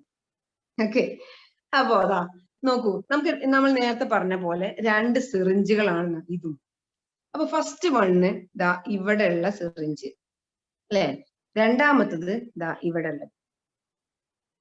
അപ്പം ഈ ഫസ്റ്റ് ഉള്ളതിനെ നിങ്ങളുടെ ബുക്കിൽ പറഞ്ഞ പോലെ പറഞ്ഞുതരാം. നിങ്ങളുടെ ടെക്സ്റ്റ് ബുക്കിൽ ഇതിന് എക്സ് എന്ന് പറഞ്ഞിട്ടുണ്ട്, ഇത് രണ്ടാമത്തത് വൈ ആണ്. ഇനി നമുക്കറിയാം 2 സിറിഞ്ചും കൂടി കണക്ട് ചെയ്തിട്ടുള്ളത് എന്താണ്, ഒരു ഫ്ലൂയിഡ് ഉണ്ട് അല്ലെ? ഉള്ളിൽ കൂടെ എന്തുണ്ട്, ഒരു ഫ്ലൂയിഡ് ഉണ്ട്. അവിടെ തന്നെ നിങ്ങൾക്ക് മനസ്സിലാക്കാം, it is not completely filled. Completely filled ആയി കഴിഞ്ഞാൽ പിന്നെ നമുക്ക് പ്രസ് ചെയ്യാൻ കഴിയില്ല അല്ലെ? അപ്പൊ ആ ഫ്ലൂയിഡിനെ നിങ്ങൾക്ക് കാണാൻ പറ്റും. ഇവിടെ ഇതിന്റെ താഴെ ഒരു യെല്ലോയിഷ് കളറില് ഫ്ലൂയിഡ് കാണാൻ പറ്റും. ഇനി രണ്ടാമത് പറയാനുള്ളത്, ഫസ്റ്റ് സെക്ഷൻ എക്സ് എന്ന് പറഞ്ഞ ഭാഗത്ത് കൊടുക്കുന്ന ഫോഴ്സ് F1 ആണ് അല്ലെ? നമ്മൾ കൊടുക്കുന്ന വെച്ചാൽ നമ്മൾ സർവീസ് സ്റ്റേഷനിൽ നമ്മൾ കൈകൊണ്ട് കൊടുക്കുന്ന ഫോഴ്സ് ആണ് F1, വളരെ ചെറുത്. ഇനി അങ്ങനെ നമ്മൾ കൊടുക്കുന്നത് കൊണ്ട് നമ്മൾ ചെറിയൊരു ഫോഴ്സ് F1 കൊടുക്കുന്നു, നമ്മൾ മാനുവൽ ആയിട്ട് നമുക്ക് കഴിയുന്ന F1 കൊടുക്കുന്നു. പക്ഷേ ഒരു F2 എന്ന് പറഞ്ഞ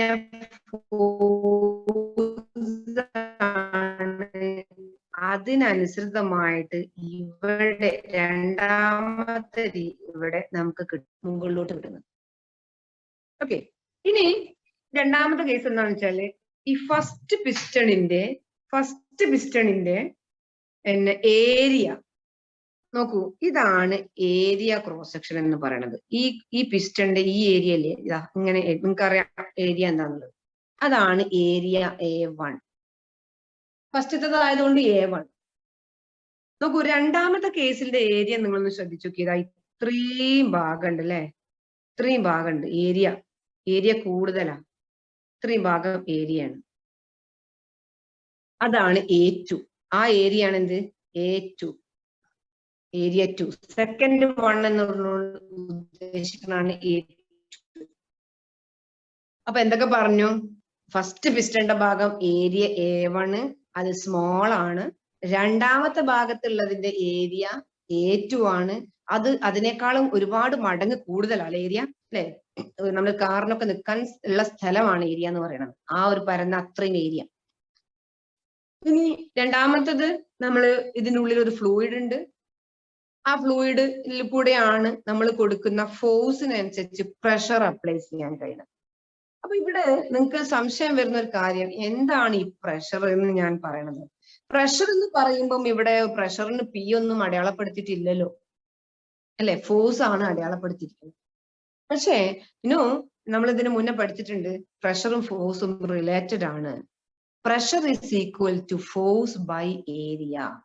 Pressure is equal to force by area ആണ്. Pressure is equal to force by area. നിങ്ങൾക്കറിയാം, pressure is equal to force by area ആണ്. എല്ലാവർക്കും അറിയണ കാര്യമാണ് പ്രഷർ എന്ന് പറഞ്ഞാൽ. എന്ന് വെച്ചാൽ പ്രഷർ എന്ന് പറഞ്ഞാൽ ഫോഴ്സ് തന്നെയാണ്. പക്ഷേ ഒരു പെർട്ടിക്കുലർ ഏരിയയിൽ എന്ന് വെച്ചാല് ഒരു മീറ്റർ നീളവും 1 മീറ്റർ വീതിയും 1 മീറ്റർ ലെങ്തും 1 മീറ്റർ ബ്രെഡ്ത്തുമുള്ള ഏരിയയില് അനുഭവപ്പെടുന്ന എക്സേർട്ട് ചെയ്യുന്ന ഫോഴ്സിനെയാണ് പ്രഷർ എന്ന് പറയുന്നത്.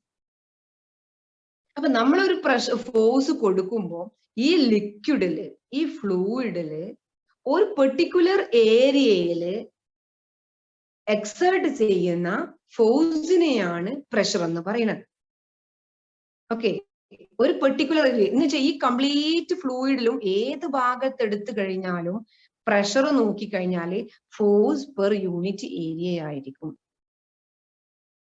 Okay, force per unit area ആണ് എന്ത്? പ്രഷർ. അപ്പൊ നമ്മൾ ഇവിടെ ഒരു ഫോഴ്സ് കൊടുക്കുന്നു, ഈ ഫ്ലൂയിഡിൽ കൂടെ ഈ ഫോഴ്സ് പ്രഷർ ഓരോ ഏരിയയിലും പ്രഷർ കിട്ടുന്നു. അതിനനുസരിച്ച് A2 എന്ന് പറഞ്ഞ രണ്ടാമത്തെ സെക്ഷനിൽ നമുക്ക് എന്ത് കിട്ടുകയാണ്? പ്രഷർ കിട്ടുന്നു.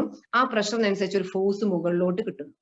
ഇനി എങ്ങനെയാണ് ഇത്രയും ചെറിയൊരു ഫോഴ്സ് കൊടുത്തിട്ട് ഇത്രയും വലിയ ഫോഴ്സ് നമുക്ക് കിട്ടുന്നത്? അതാണല്ലോ ഇവിടുത്തെ പ്രശ്നം അല്ലെ. ചെറിയൊരു ഫോഴ്സ് നമ്മൾ മാനുവലി കൊടുത്തിട്ട് വലിയൊരു ഫോഴ്സ് നമുക്ക് എങ്ങനെ അനുഭവിക്കാൻ കഴിയുന്നു, എങ്ങനെ കിട്ടുന്നു?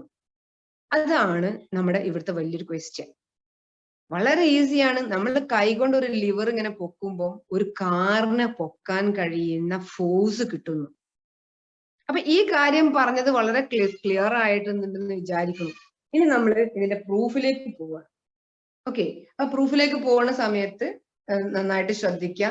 എപ്പോഴാണെങ്കിലും എക്സാമിന് വരുന്ന ഒരു കാര്യമാണ് പാസ്കൽസ് ലോന്റെ പ്രൂഫ് എന്ന് പറയുന്നത്.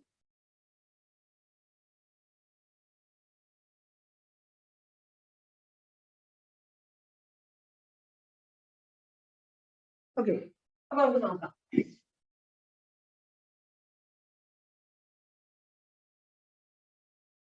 ശ്രദ്ധിക്കണേ.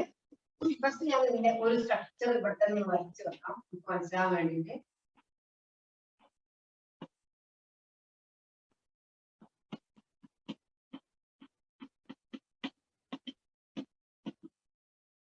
ഇതാണ് ഫ്ലൂയിഡ്. ഇതിന് ഉള്ളിൽ കംപ്ലീറ്റ് എന്താണ്? ഫ്ലൂയിഡ് ആണ്. ഇനി ഞാനിതാ ഇവിടെ ഒരു ഫോഴ്സ് F1 അപ്ലൈ ചെയ്യുന്നു. എവിടെയാണ് നമ്മുടെ ആരുള്ളത്? കാറുള്ളത് അല്ലെ. ഞാൻ ഈ കാറൊന്നും വരത്തില്ലട്ടോ, ഞാൻ ഒരു വലിയ പാറകഷ്ണമാണ്. ഓക്കെ, ഒരു വലിയൊരു പാറകഷ്ണം ഉണ്ട്. അപ്പോ ഇതിന് മുകളിലോട്ട് താഴോട്ടാണ്, ഇത് ഡൗൺവേർഡ് ഫോഴ്സ് ആണ് ഇവിടെ കൊടുത്തിരിക്കുന്നത്. ഇവിടെ കിട്ടുന്ന അപ്വേർഡ് ഫോഴ്സ് ആണ് F2.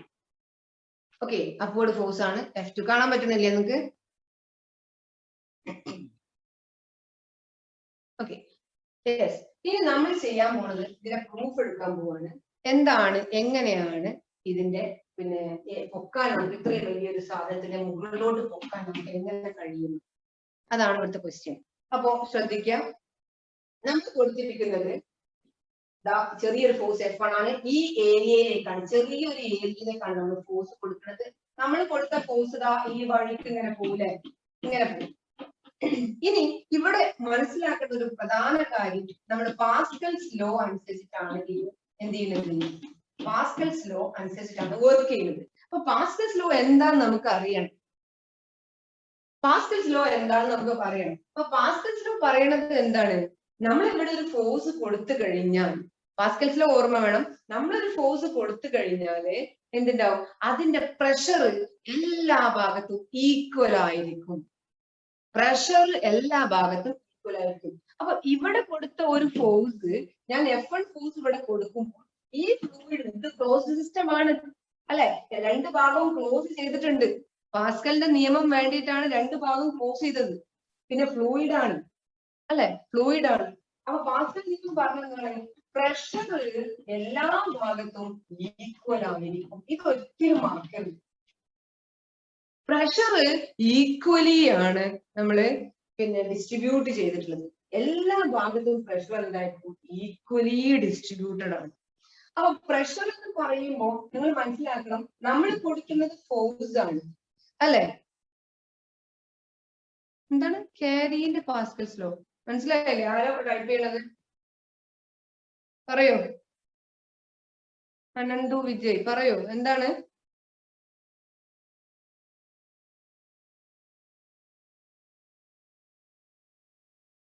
പറയൂ, എന്താണ് ഡൗട്ട്? എന്താ എക്സ്പ്ലെയിൻ ചെയ്യാൻ പറയണത്? കേട്ടില്ല. അപ്പൊ പ്രഷർ ഈക്വലി ഡിസ്ട്രിബ്യൂട്ടഡ് ആണ് ഈ ഫ്ലൂയിഡിന്റെ ഉള്ളിൽ, അതാണ് പാസ്കലിൽ പറഞ്ഞത്. അപ്പൊ എങ്ങനെ നമ്മൾ ചെയ്യാം, ഇവിടെ എഫക്ട് ചെയ്യുന്ന പ്രഷറും ഇവിടെ എഫക്ട് ചെയ്യുന്ന പ്രഷറും എന്താണ്, സെയിം ആണ് എന്നുള്ളതാണ് പാസ്കൽസ് ലോയിൽ നിന്ന് നമുക്ക് കിട്ടിയ ഒരു അറിവ് അല്ലെ. എന്ന് വെച്ചാല് ഈ പിസ്റ്റന്റെ ഈ ഭാഗത്ത് എക്സേർട്ട് ചെയ്യുന്ന പ്രഷർ P1 ഈ പിസ്റ്റന്റെ ഈ ഭാഗത്ത് എക്സേർട്ട് ചെയ്യുന്ന പ്രഷർ P2 എന്താണ്, ഈക്വൽ ആണ്.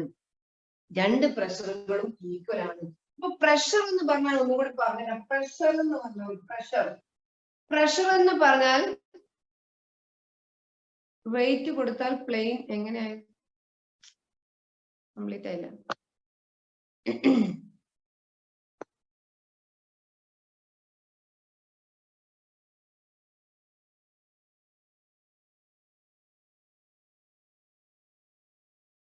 അതെടോ, ഇതന്നെ പറയണത് ഞാൻ. നമുക്ക് നോക്കാം എങ്ങനെയാന്നുള്ളത്. ഓക്കെ, നമ്മളതാണ് പറഞ്ഞു വരുന്നത് കേട്ടോ. അപ്പം പ്രഷർ ഈക്വൽ ആണ് എന്നാണ് നമ്മൾ എന്ത് ചെയ്ത് പാസ്കൽസ് നിയമം പറഞ്ഞത്. അപ്പൊ ഇവിടെ ഒരു ഫോഴ്സ് കൊടുക്കുന്ന സമയത്ത് F1 കൊടുക്കുമ്പോ പാസ്കൽസ് ലോ പറഞ്ഞ് ഇവിടെ കംപ്ലീറ്റ് ആയിട്ട് എഫക്ട് ചെയ്യുന്ന പ്രഷർ ഈക്വൽ ആണ്. പ്രഷർ ഈക്വൽ ആണ്. സോ എന്താണ് പ്രഷർ എന്ന് അറിഞ്ഞാലേ പ്രഷർ ഈക്വൽ ആണെന്ന് നിങ്ങൾക്ക് മനസ്സിലാവുള്ളൂ. പ്രഷർ എന്ന് പറഞ്ഞാൽ അത് ഫോഴ്സ് ബൈ ഏരിയയാണ്. പ്രഷർ എന്ന് പറഞ്ഞാല് ഫോഴ്സ് ബൈ ഏരിയയാണ്. ഫോഴ്സ് ബൈ ഏരിയ എന്ന് പറഞ്ഞാല് നമ്മൾ കൊടുക്കുന്ന ഈ ഫോഴ്സ് പെർ യൂണിറ്റ് ഏരിയയിൽ അനുഭവിക്കുന്ന ഫോഴ്സിനെയാണ് പ്രഷർ എന്ന് പറയുന്നത്. അപ്പൊ ഞാൻ ഇവിടെ F1 ഫോഴ്സ് കൊടുത്തു, പക്ഷെ ഇവിടെ ഏരിയ എ ഉള്ളൂ അല്ലെ. ഈ സ്മോൾ ഏരിയയിലാണ് ഞാൻ എന്ത് ചെയ്തിട്ടുള്ളത്, ഈ ഫോഴ്സ് കൊടുത്തത്. അങ്ങനെയാണെങ്കിൽ ഈ ഭാഗത്ത് അനുഭവപ്പെടുന്ന പ്രഷർ എത്രയാണ്, ഈ ഭാഗത്ത് അനുഭവപ്പെടുന്ന പ്രഷർ എത്രയായിരിക്കും? പ്രഷർ എന്ന് പറഞ്ഞാൽ ഫോഴ്സ് ബൈ ഏരിയ ആണ്. അപ്പൊ ഈ ഭാഗത്ത് അനുഭവപ്പെടുന്ന പ്രഷർ P1 എന്ന് പറഞ്ഞാല് ഈ ഫോഴ്സ് ബൈ ഈ ഏരിയ ആയിരിക്കില്ലേ? പ്രഷർ എന്ന് പറഞ്ഞാൽ ഫോഴ്സ് പെർ യൂണിറ്റ് ഏരിയയാണ്, അല്ലെങ്കിൽ ഫോഴ്സ് ബൈ ഏരിയ ആണ്. ഒരു ചെറിയ ഭാഗത്ത് ഈ ഒരു ഭാഗത്ത് എന്ന് വെച്ചാൽ പെർ യൂണിറ്റ് ഏരിയ എന്ന് പറഞ്ഞാല് ശരിക്കും ഇങ്ങനെയാണ്. 1 മീറ്റർ ലെങ്തും 1 മീറ്റർ ബ്രെഡ്ത്തുമുള്ള ഒരു ഏരിയ ഏരിയ എന്ന് പറഞ്ഞാല് ഇത്രയും ഉള്ള ഏരിയയിൽ നമ്മളൊരു ഫോഴ്സ് കൊടുത്താൽ, നമ്മളൊരു ഫോഴ്സ് കൊടുക്കുകയാണ് ഈ ഏരിയ ഉണ്ട് 1 മീറ്റർ ലെങ്ത് 1 മീറ്റർ ബ്രെഡ്ത്ത് ഉള്ള ഒരു ഏരിയയിലേക്ക് നമ്മളൊരു ഫോഴ്സ് കൊടുത്താൽ ആ ഫോഴ്സ് തന്നെയാണ് പ്രഷർ. എപ്പോ ഇത് 1 into 1 metre square 1 metre square area ആണെങ്കിൽ ആ ഇവിടെ അനുഭവിക്കുന്ന പ്രഷറും ഇവിടെ കൊടുത്ത ഫോഴ്സും സെയിം തന്നെയാണ്. പക്ഷെ ഈ ഒരു ഫിഗറിൽ നമ്മൾക്ക് ഏരിയ ഡിഫറെന്റ് ആണ്. ഇവിടെ ഇവിടെ 1 മീറ്റർ ആണ്. പക്ഷെ ഇവിടെ അങ്ങനെയല്ല, ഏരിയ ഡിഫറെന്റ് ആണ്. ഇവിടുത്തെ ഏരിയ ചെറുതാണ്, ഇവിടുത്തെ ഏരിയ വലുതാണ്. അപ്പൊ ഏരിയ മാറുന്നതിനനുസരിച്ച് എന്ത് ചെയ്യും? പ്രഷർ മാറും. അപ്പൊ നോക്കിയേ, കാരണം ഏരിയ എന്ന് പറഞ്ഞാൽ ഫോഴ്സ് പെർ യൂണിറ്റ് ഏരിയ ആണ്. അപ്പൊ ഇത് 1 ആണെങ്കിൽ പ്രഷർ തന്നെയാണ് ഏരിയ. പക്ഷെ ഇവിടെ നമുക്ക് ഏരിയകൾ മാറ്റമുണ്ട്. അപ്പൊ ഇവിടെ അനുഭവിക്കുന്ന ഫോഴ്സുകൾ മാറും. പ്രഷർ എന്ത് തന്നെയാണ്? പ്രഷർ സെയിം ആണെന്നാണ് പാസ്കൽ പറഞ്ഞത്. കംപ്ലീറ്റ് പറഞ്ഞതിന് ശേഷം നിങ്ങൾ ക്വസ്റ്റ്യൻ ചോദിച്ചു കേട്ടോ. അപ്പൊ ഇവിടെ അനുഭവിക്കുന്ന പ്രഷറും ഇവിടെ അനുഭവിക്കുന്ന പ്രഷറും ഈക്വൽ ആണ് എന്നാണ് നമ്മൾ പാസ്കൽ നിയമം പഠിച്ചത് അല്ലെ? അതുകൊണ്ടാണല്ലോ പേസ്റ്റിൽ നിന്ന് ഒരേ രീതിയിൽ പുറത്തേക്ക് വന്നത്, പേസ്റ്റ് അല്ലെ, ട്യൂബിൽ നിന്ന്. അപ്പൊ ഇവിടെ അനുഭവിക്കുന്ന പ്രഷർ P1 ഇവിടെ അനുഭവിക്കുന്ന പ്രഷർ P2 സെയിം ആണെന്നാണ് പാസ്കൽസ് ലോ പറഞ്ഞത് അല്ലെ? പാസ്കൽസ് ലോ പറയുന്നത് ഇതാണ്. പാസ്കൽസിന്റെ ലോ പറയുന്നത് ഇതാണ്, പ്രഷർ സെയിം ആണ് അല്ലെ? പ്രഷർ സെയിം ആണ്. അങ്ങനെയാണെങ്കിൽ നമ്മൾ ഇവിടുത്തെ കൊടുത്ത ഫോഴ്സ് F1 ഉള്ളൂ, വളരെ ചെറിയ ഫോഴ്സ് ആണ്. അങ്ങനെയാണെങ്കിൽ P1 എന്ന് പറഞ്ഞാല് പ്രഷറിന്റെ പേരിൽ നമുക്ക് ഈ ഭാഗത്ത് അനുഭവപ്പെടുന്ന പ്രഷർ എത്രയും കണ്ടുപിടിക്കാം. ഇവിടുത്തെ ഏരിയയും ഇവിടുത്തെ ഫോഴ്സും ഉപയോഗിച്ചാൽ പോരെ. അപ്പം ഇവിടുത്തെ ഫോഴ്സ് എത്രയാണ്? F1 ആണ്. F1 ബൈ ഏരിയ എത്രയാണ്? A1 ആണ്. അതുകൊണ്ട് ഈ ഭാഗത്ത് അനുഭവിച്ച പ്രഷർ നമുക്ക് കിട്ടി.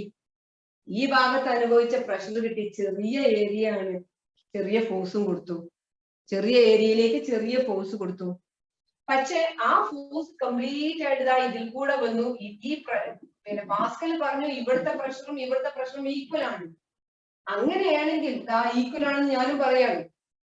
ഓക്കെ, ഇവിടുത്തെ പ്രഷർ P2 എന്ന് പറഞ്ഞാല് ഇവിടെ കൊടുത്ത ഫോഴ്സ് അനുഭവപ്പെടുന്ന ഇവിടെ ഒക്കെ പ്രഷർ P2 തന്നെയാണ്. അപ്പം ഇവിടുത്തെ P2 നമുക്ക് എങ്ങനെ എഴുതാൻ പറ്റും? P2 എന്ന് പറഞ്ഞാല് പ്രഷർ തന്നെയാണ്, രണ്ടാമത്തെ സ്ഥലത്ത് എന്നുള്ളത് കൊണ്ട് ഞാൻ 2 എന്ന് മാർക്ക് ചെയ്തെന്നുള്ളൂ. സോ P2 എന്ന് പറയുമ്പോൾ എന്തായിരിക്കും? അവിടെയും ഫോഴ്സ് ബൈ ഏരിയ തന്നെയാണ്. പക്ഷേ അവിടുത്തെ ഏരിയ ഡിഫറെന്റ് ഉണ്ട്. ഫോഴ്സ് എന്താന്ന് നമുക്ക് അറിയൂല. കാരണം ഫോഴ്സ് എന്താണെന്നാണ് നമ്മൾ കണ്ടുപിടിക്കാൻ പോണത്. എത്ര ഫോഴ്സ് കിട്ടും ഇവിടെ? എത്ര ഫോഴ്സ് കിട്ടിയാലാണ് എനിക്ക് ഇതിനെ ഉയർത്താൻ പറ്റുക? അല്ലെങ്കിൽ നമ്മൾ ഒരു സൈക്കിൾ ഉയർത്താൻ പറ്റിയ സ്ഥലത്തേക്ക് ഒരു കാറിനെ കൊണ്ടുപോയി നിർത്താൻ പറ്റൂലല്ലോ. കാറിനെ ഉയർത്താനും ലിഫ്റ്റ് ചെയ്യാൻ കഴിയുമെന്നുള്ള ഫോഴ്സിലല്ലേ നമുക്ക് കൊണ്ടേക്കാൻ പറ്റുള്ളൂ. അപ്പം എത്രത്തോളം ഇതിനെ പൊക്കാൻ കഴിയുന്നു, എത്ര ഫോഴ്സ് ഇവിടെ കിട്ടുന്നു എന്നതിനനുസരിച്ചിട്ടായിരിക്കും നമ്മൾ ഇവിടെ സാധനം വെക്കുക.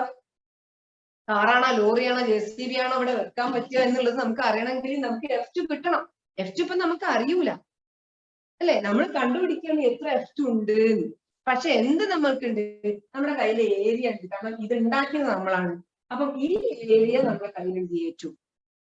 അപ്പൊ അതിനനുസരിച്ച് ഞാൻ ഇവിടെ പ്രഷർ എഴുതാൻ പോകുമ്പോൾ ഇവിടെ അനുഭവിക്കുന്ന പ്രഷർ, ഇവിടെ എക്സേർട്ട് ചെയ്യുന്ന പ്രഷർ എന്ന് പറഞ്ഞാൽ F2 ബൈ A2 ആയിരിക്കും. കാരണം അവിടുത്തെ ഏരിയ A2 ആണ്, ഏരിയ 2 ആണ് ആണല്ലോ. അപ്പം പാസ്കൽ നിയമം അനുസരിച്ച് P1 ഈക്വൽ ടു P2 ആണെന്ന് പറഞ്ഞു. നമ്മളിവിടെ ഒരു ഫോഴ്സ്, കുഞ്ഞൊരു ഫോഴ്സ്, അവിടെ ഒരു ഹാൻഡിലൊക്കെ ഉണ്ടാവും, അങ്ങനെ ഉണ്ടാവും. ഇവിടെയാണ് ഫോഴ്സ് കൊടുക്കുക. ആ ഫോഴ്സ് കൊടുത്തിട്ട് ഇവിടെ ഈ കുഞ്ഞ് ഏരിയയിൽ ഫോഴ്സ് കൊടുക്കുന്നു, പ്രഷർ അപ്ലൈ ചെയ്യുന്നു, ഈക്വൽ പ്രഷർ ലിക്വിഡിൽ കിട്ടുന്നു. ഇതിന് മുകളിലോട്ടൊന്ന് പൊങ്ങാനുള്ള കഴിവ് കിട്ടുന്നു. ഇനി ഇത് നമുക്കറിയാം, നമ്മൾ കൊടുത്ത ഫോഴ്സ് ആണ്. ഈ ഏരിയ നമുക്കറിയാം, കാരണം നമ്മൾ ഉണ്ടാക്കിയ കൺസ്ട്രക്ഷൻ ആണ് ഏരിയ A1 A2. നമ്മൾ ഉണ്ടാക്കിയപ്പോ ഈ ഏരിയയിൽ ചെറുതായിട്ടും ഇതിന്റെ ഒരുപാട് മടങ്ങ് വലുതായിട്ടുമാണ് A2 നിർമ്മിച്ചിരിക്കുന്നത്. ഓക്കെ, അങ്ങനെയാണെങ്കിൽ നമുക്ക് കണ്ടുപിടിക്കേണ്ട ആൾ ഇതാണ്. F2 ആണ് നമുക്ക് കണ്ടുപിടിക്കേണ്ടത്. കാരണം F2 എത്ര പൊക്കാൻ കഴിയുന്നു അറിയണ്ടേ? അപ്പം F2 നമുക്ക് എങ്ങനെ കണ്ടുപിടിക്കാം? F2 ഈക്വൽ ടു എന്ന് വരണം അല്ലെ? F2 ഈക്വൽ ടു എന്ന് വരണമെങ്കിൽ നമ്മൾ എന്ത് ചെയ്യണം? താഴെയുള്ള ഡിനോമിനേറ്ററിലുള്ള ആളെ ഇവിടെ മാറ്റണം. ബൈ A2 ഇങ്ങോട്ട് കൊണ്ടുവരുമ്പോൾ എന്തായിട്ട് മാറും? ഇൻറ്റു A2 ആയിട്ട് മാറും. So F2 equal to F2 അവിടെ വെക്കുക, ഇയാളെ ഇങ്ങോട്ട് കൊണ്ടുവരിക. എന്താ വരിക? F1 ബൈ A1 ഉണ്ട് അല്ലെ? F1 ബൈ A1 ഇവിടെ ഉണ്ട്. ഇനി ബൈ A2 ഇങ്ങോട്ട് കൊണ്ടുവരുമ്പോ ഇൻറ്റു A2. ഓക്കെ, ഒരു മിനിറ്റ് ട്ടാ.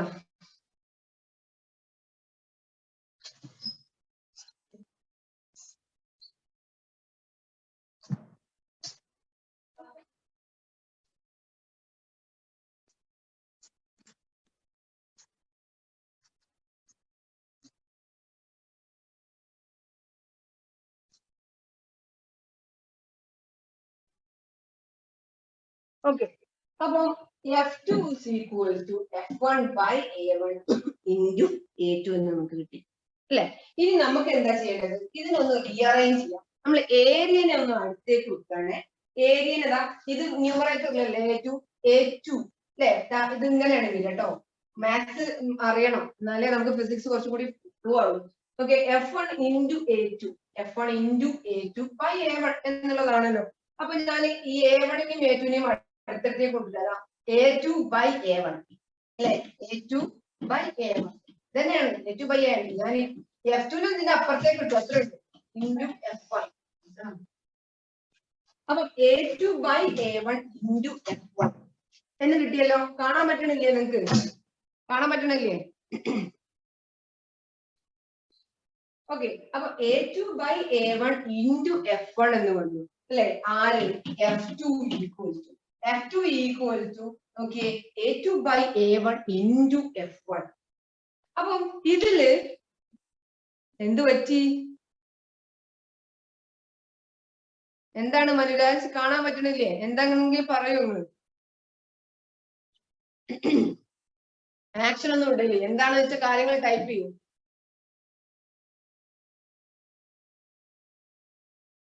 കാണാൻ പറ്റുന്നില്ലേ? അപ്പൊ F2 is equal to A2 by A1 into എന്താ കിട്ടിയിരിക്കുന്നത്? എന്തെങ്കിലും പ്രശ്നം ഉണ്ടാ? ഓക്കെ, അപ്പൊ A1 by A2 by A1 into F1 എന്ന് വന്നു അല്ലെ. ഇനി ഇവിടെ ശ്രദ്ധിച്ചു നോക്കിയേ, നമ്മൾക്ക് കൺസ്ട്രക്ട് നമ്മൾ ഉണ്ടാക്കിയിരിക്കുന്നത് A2നെ വലുതായിട്ടും A1നെ ചെറുതായിട്ടും അല്ലെ. A2നെ വലുതായിട്ടും A1നെ ചെറുതായിട്ടുമാണ് ഉണ്ടാക്കിയിരിക്കുന്നത്. അങ്ങനെയാണെങ്കിൽ A2 by A1 എന്ന് പറഞ്ഞാൽ എന്തായിരിക്കും? ഞാനൊരു എക്സാമ്പിൾ പറയാം. ഈ A1 എന്ന് പറഞ്ഞത് 1 ആണെന്ന് വിചാരിക്കാം. A1 എന്ന് പറഞ്ഞത് 1 മീറ്റർ സ്ക്വയർ ആണ് ഏരിയ. A1 എന്ന് പറഞ്ഞാല് നമ്മൾ ഏരിയ 1 മീറ്റർ സ്ക്വയർ ആണ്. ഏരിയ 1 മീറ്റർ സ്ക്വയർ ആണ് ഫസ്റ്റത്തെ ഏരിയ. രണ്ടാമത്തെ A2 എന്ന് പറഞ്ഞാല് ഞാൻ ഉണ്ടാക്കിയിരിക്കുന്നത് 100 മീറ്റർ സ്ക്വയർ ആണ്. എന്ന് വെച്ചാൽ ഇതിന്റെ ഏരിയയേക്കാളും 100 ടൈംസ് വലുതാക്കിയിട്ടാണ് ഇതിന് ഉണ്ടാക്കിയിരിക്കുന്നത് ഏരിയ. അങ്ങനെയാണെങ്കിൽ A2 by A1 എന്തായിരിക്കും? ഇവിടെ A2 ഞാൻ എടുത്തിരിക്കുന്നത് 100 ആണ് അല്ലെ. വലുതാക്കിയിട്ടല്ലേ നമ്മൾ ഏരിയ ഉണ്ടാക്കിയിരിക്കുന്നത്. അപ്പം A2 100 by A1 എത്രയാണ്? A1 1 ആണ് അല്ലെ. A1 1 ഇങ്ങനെയാണ് നമ്മൾ ഉണ്ടാക്കിയിരിക്കുന്നത്. ഇതിനെ വലുതായിട്ടും ഇതിനെ ചെറുതായിട്ടുമാണ് ഉണ്ടാക്കിയിരിക്കുന്നത് ഏരിയ. അപ്പൊ നമ്മൾ ഈ സംഖ്യ എങ്ങനെ വരും? നമ്മൾ സംഖ്യ 100 by 1 എന്ന് വന്നില്ലേ? 100 by 1 എന്ന് വന്നില്ലേ? 100 by 1 into F1 എന്നല്ലേ വന്നത്? 100 by 1 into F1. അപ്പൊ നമ്മൾ ഇവിടെ എത്ര ഫോഴ്സ് കൊടുത്തു? F1 എത്ര ഫോഴ്സ് കൊടുത്തു അത് ഇൻറ്റു അത് ഇൻറ്റു എത്ര കിട്ടി? 100 by 1 എത്രയാണ്? 100 by 1 100 തന്നെയാണ്. അപ്പൊ 100 by 1 100. അപ്പൊ എന്ത് കിട്ടി നിങ്ങൾക്ക്? F1 is equal to, ഒരു മിനിറ്റ്,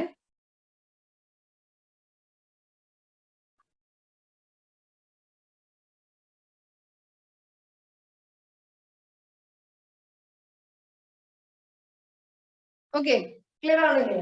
അപ്പൊ F2 എന്ന് പറഞ്ഞാൽ നമുക്ക് കിട്ടേണ്ടത് F2 ആയിരുന്നു അല്ലെ. നമുക്ക് കിട്ടേണ്ടത് F2 ആയിരുന്നു.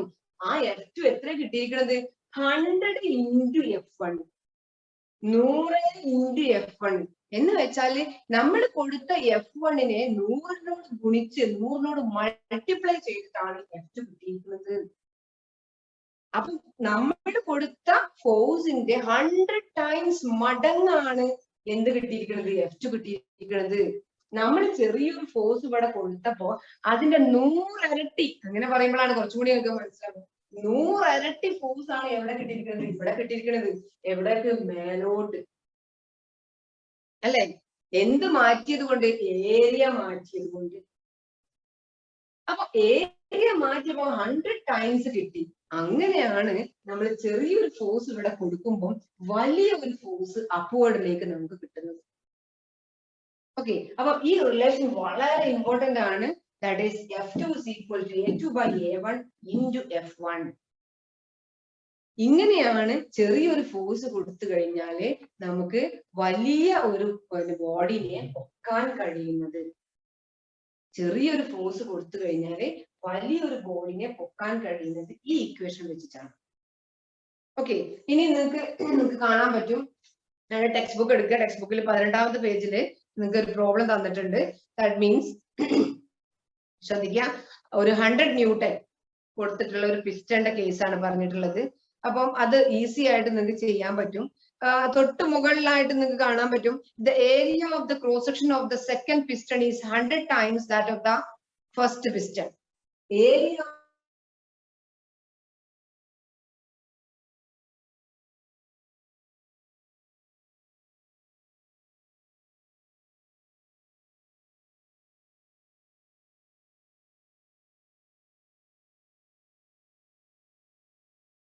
equal to 100 into F1 ആയിരിക്കും. 100 into F1 ആയിരിക്കും.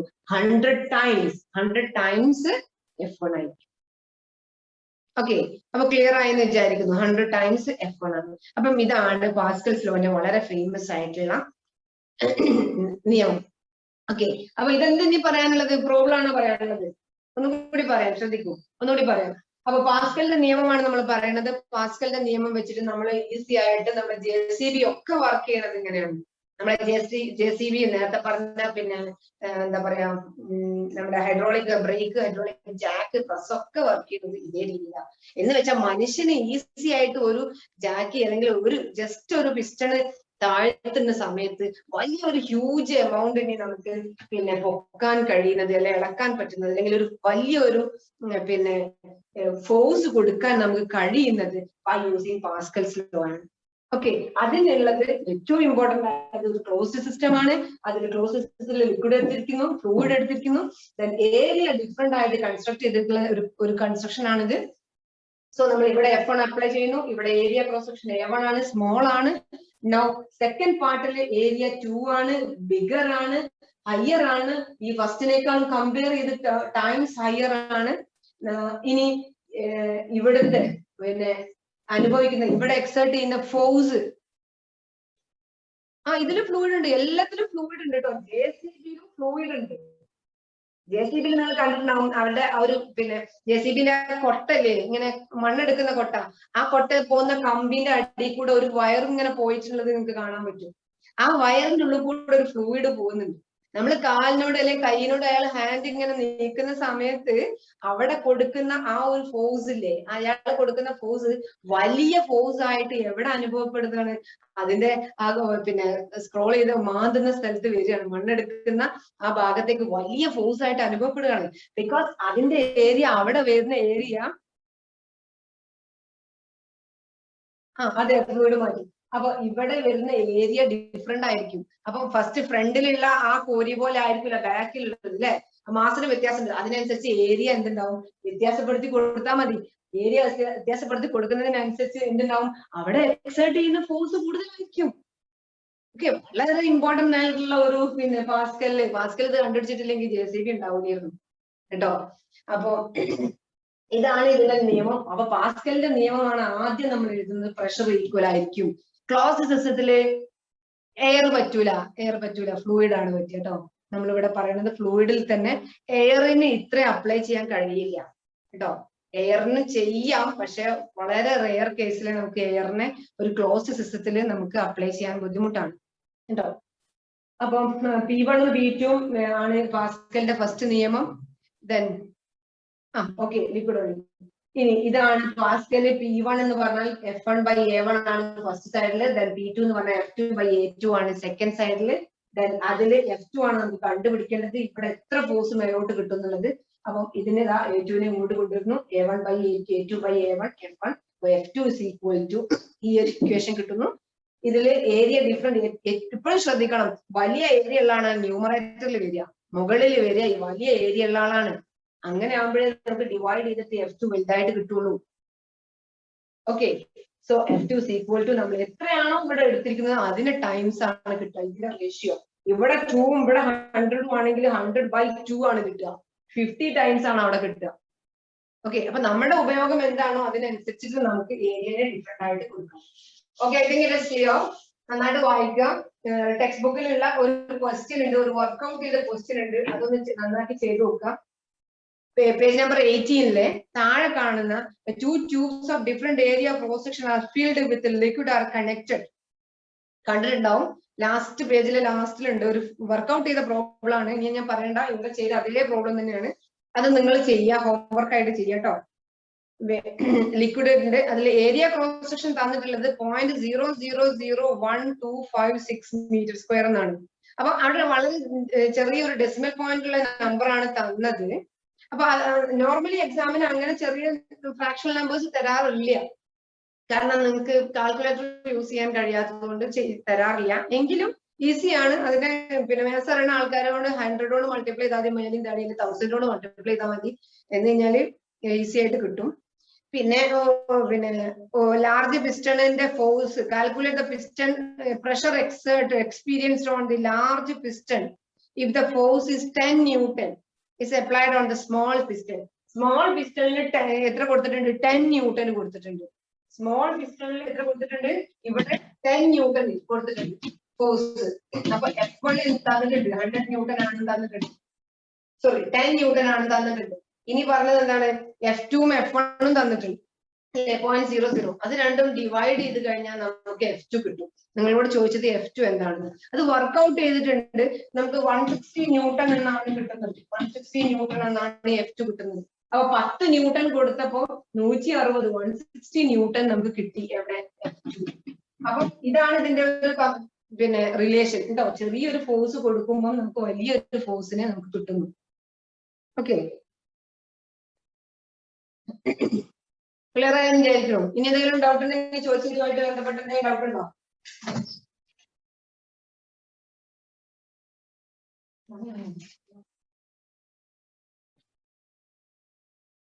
ഓക്കെ, ക്ലിയർ ആണ്. നിർബന്ധമായിട്ടും ഈ ഒരു പ്രോബ്ലം, ഇങ്ങനത്തെ ഒരു പ്രോബ്ലം എക്സാമിന് ചോദിക്കും. അല്ലെങ്കിൽ ഇതിന്റെ വർക്കിംഗ് പ്രിൻസിപ്പിൾ അല്ലെങ്കിൽ എന്താണ് പാസ്കൽസ് ലോ, പിന്നെ പ്രിൻസിപ്പിൾ അനുസരിച്ചിട്ട് എന്താ ചെയ്യാന്ന് ചോദിക്കും കേട്ടോ. ഇനി നമുക്ക് പറയാനുള്ളത് കാപ്പിലറി ആണ്. കാപ്പിലറി പറയുമ്പോൾ കംപ്ലീറ്റ് ആക്കാൻ സമയം ഉണ്ടോന്ന് അറിയില്ല, എങ്കിലും ഒരു 5 മിനിറ്റ് എടുക്കാം. അപ്പൊ കാപ്പിലറി റൈസിനെ കുറിച്ചാണ്. നമ്മൾ വളരെ സിമ്പിൾ ആണ് കാപ്പിലറി റൈസ്. പല ആൾക്കാർക്കും ബുദ്ധിമുട്ടായിട്ട് അനുഭവപ്പെടാൻ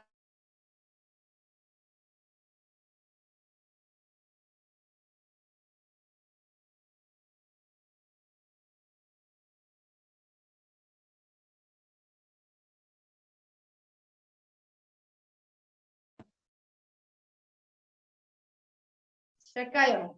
കിട്ടുന്നില്ലേ?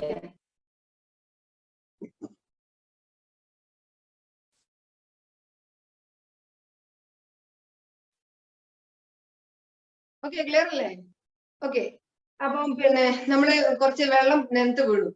നെലത്ത് വീണ് കഴിഞ്ഞാൽ നമ്മൾ എന്താ ചെയ്യാ? വേഗം ഓടിപ്പോയിട്ട് ഒരു ക്ലോത്ത്, ഒരു തുണി എടുത്തിട്ട് അതിലേക്ക് ഇടും അല്ലെ? എന്തിനു വേണ്ടിട്ടാ? ആ വെള്ളം പെട്ടെന്ന് അതിലേക്ക് കയറി പിടിക്കാൻ വേണ്ടി അല്ലെ? നിങ്ങൾ കണ്ടിട്ടില്ലേ ഇത്? കണ്ടിട്ടില്ലേ? അപ്പം അത് തുണിയിലേക്ക് പെട്ടെന്ന് പിടിക്കുന്നതായിട്ട് നമുക്ക് കാണാൻ പറ്റും. പിന്നെ പണ്ട് സമയത്തൊക്കെ ഇങ്ക് പേന കൊണ്ട് അബ്സോർബ് ഇങ്ക് അല്ലെ, മഷി നിറച്ചിട്ടായിരുന്നു പേന എഴുതിയിരുന്നു നോക്കി. അപ്പൊ നമ്മളൊക്കെ എഴുതുന്ന സമയത്ത് മഷിയൊക്കെ എവിടെങ്കിലും പോയി കഴിഞ്ഞാല് പെട്ടെന്ന് സ്കൂളിൽ നിന്നൊക്കെ മഷിയൊക്കെ എവിടെയും പോയി കഴിഞ്ഞാൽ മഷി ഫില്ല് ചെയ്യുന്ന പേനയായിരുന്നു ആദ്യം ഉണ്ടായിരുന്നു. ഒരു ഹീറോ പേന എന്നൊക്കെ പറയും. ഇപ്പൊ അതൊന്നുമില്ല. അപ്പം മഷി പോയി കഴിഞ്ഞാൽ അല്ലെങ്കിൽ എന്തെങ്കിലും പോയി കഴിഞ്ഞാൽ ചോക്ക് പീസ് എടുത്തിട്ട് നമ്മൾ എന്ത് ചെയ്യും? അതിന്റെ മേലേക്ക് വെക്കും.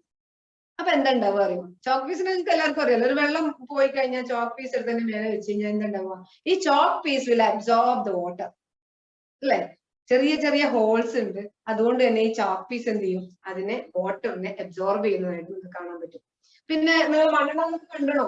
മണ്ണെണ്ണകളൊക്കെ കണ്ടിട്ടുണ്ടാവും. ചില ആൾക്കാർ നമ്മള് സന്ധ്യാസമയത്ത് വിളക്ക് കൊളുത്തുന്ന ആൾക്കാരുണ്ട് അല്ലെ? അവരൊക്കെ എണ്ണയിൽ തിരി വെച്ചിട്ടാണ് എണ്ണയിൽ ഓക്കെ വിക്ടർ ക്ലാസ്സിൽ കാണേണ്ടി വരും.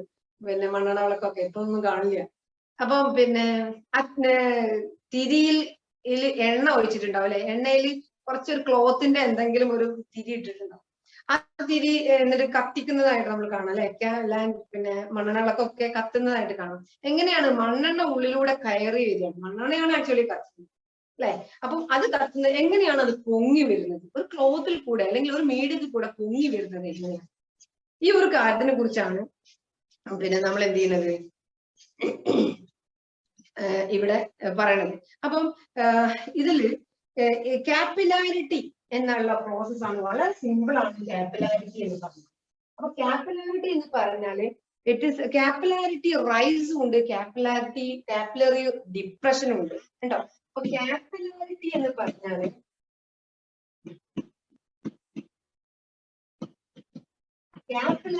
പറഞ്ഞു കഴിഞ്ഞാല് ആ ഒരു ലിക്വിഡിന്റെ റൈസ് ഫോളിനെ കുറിച്ചാണ് കാപ്പിലാരിറ്റി പറയുന്നത്. അപ്പൊ നമ്മൾ രണ്ട് ടൈപ്പ് ഞാൻ നിങ്ങൾക്ക് കാണിച്ചു തരാം, അപ്പൊ കുറച്ചുകൂടി ക്ലിയർ ആവും. രണ്ട് ടൈപ്പ് ലിക്വിഡ് എടുത്തു കഴിഞ്ഞാല് നമുക്ക് എങ്ങനെയാണ് ആ റൈസ് ആൻഡ് ഫോളിനെ കാണാൻ പറ്റുക നോക്കാം. ഓക്കെ,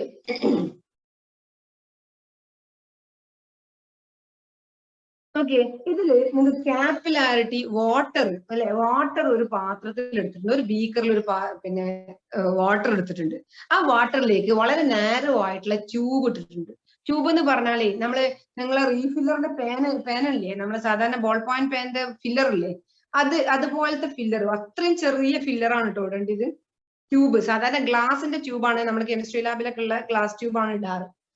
അപ്പൊ വെള്ളത്തിലേക്കും ഇടുന്നു, അതേ സമയത്ത് നമ്മൾ കുറച്ച് മെർക്കുറി എടുത്തിട്ട് അതിലേക്കും അതേ ട്യൂബ് എടുത്തിട്ടുണ്ട്.